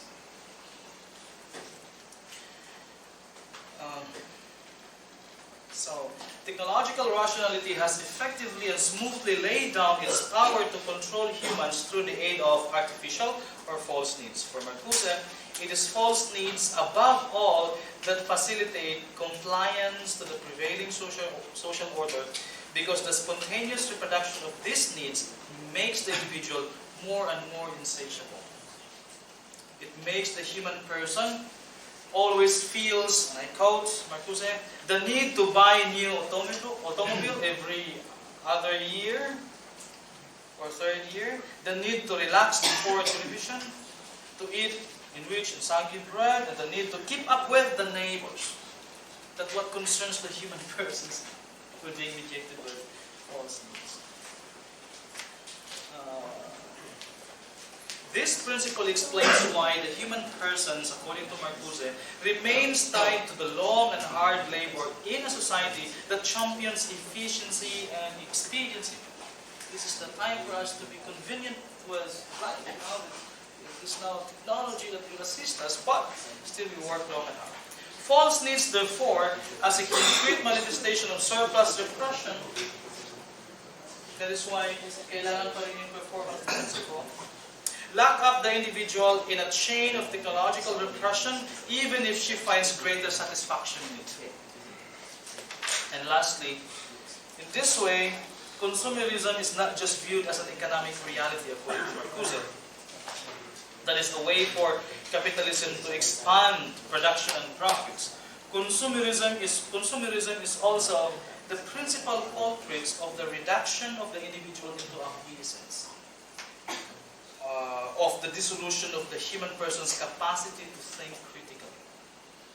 The consumerist society produces extremely high standard of living, once hitherto or up until now unknown in the history of human species. For Marcuse, this is one of the primordial forms of control and domination in this society, insofar as it is the direct option of the systematic manipulation of technology.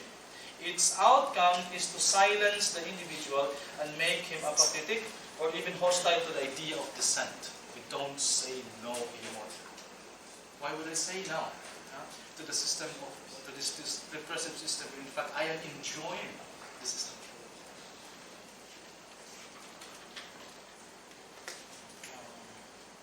As Marcuse writes, and I quote, under the condition of a rising standard of living, non-conformity with the system itself appears to be socially useless, and the more so when it entails tangible economic and political disadvantages and threatens the smooth operation of the whole system.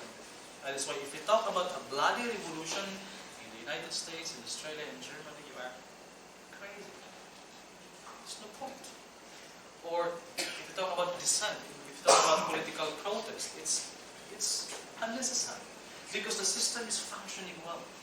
However, that system remains oppressive, first and foremost because workers remain working long and hard and cannot proceed to what Marx called in the economic and philosophy manuscript a total man, the actualization of one's potentialities.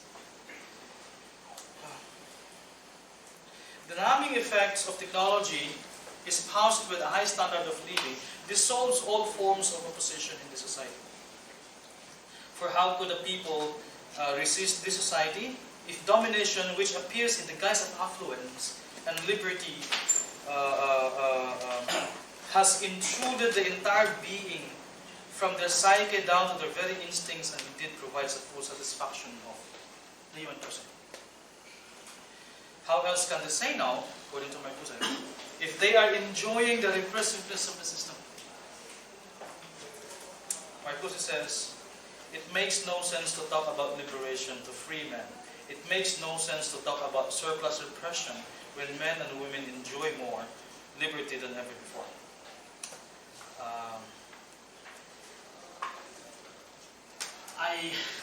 There is a second part of the lecture which is the second part of my dissertation as well, on how to liberate human beings and how we can liberate ourselves from this type of repression.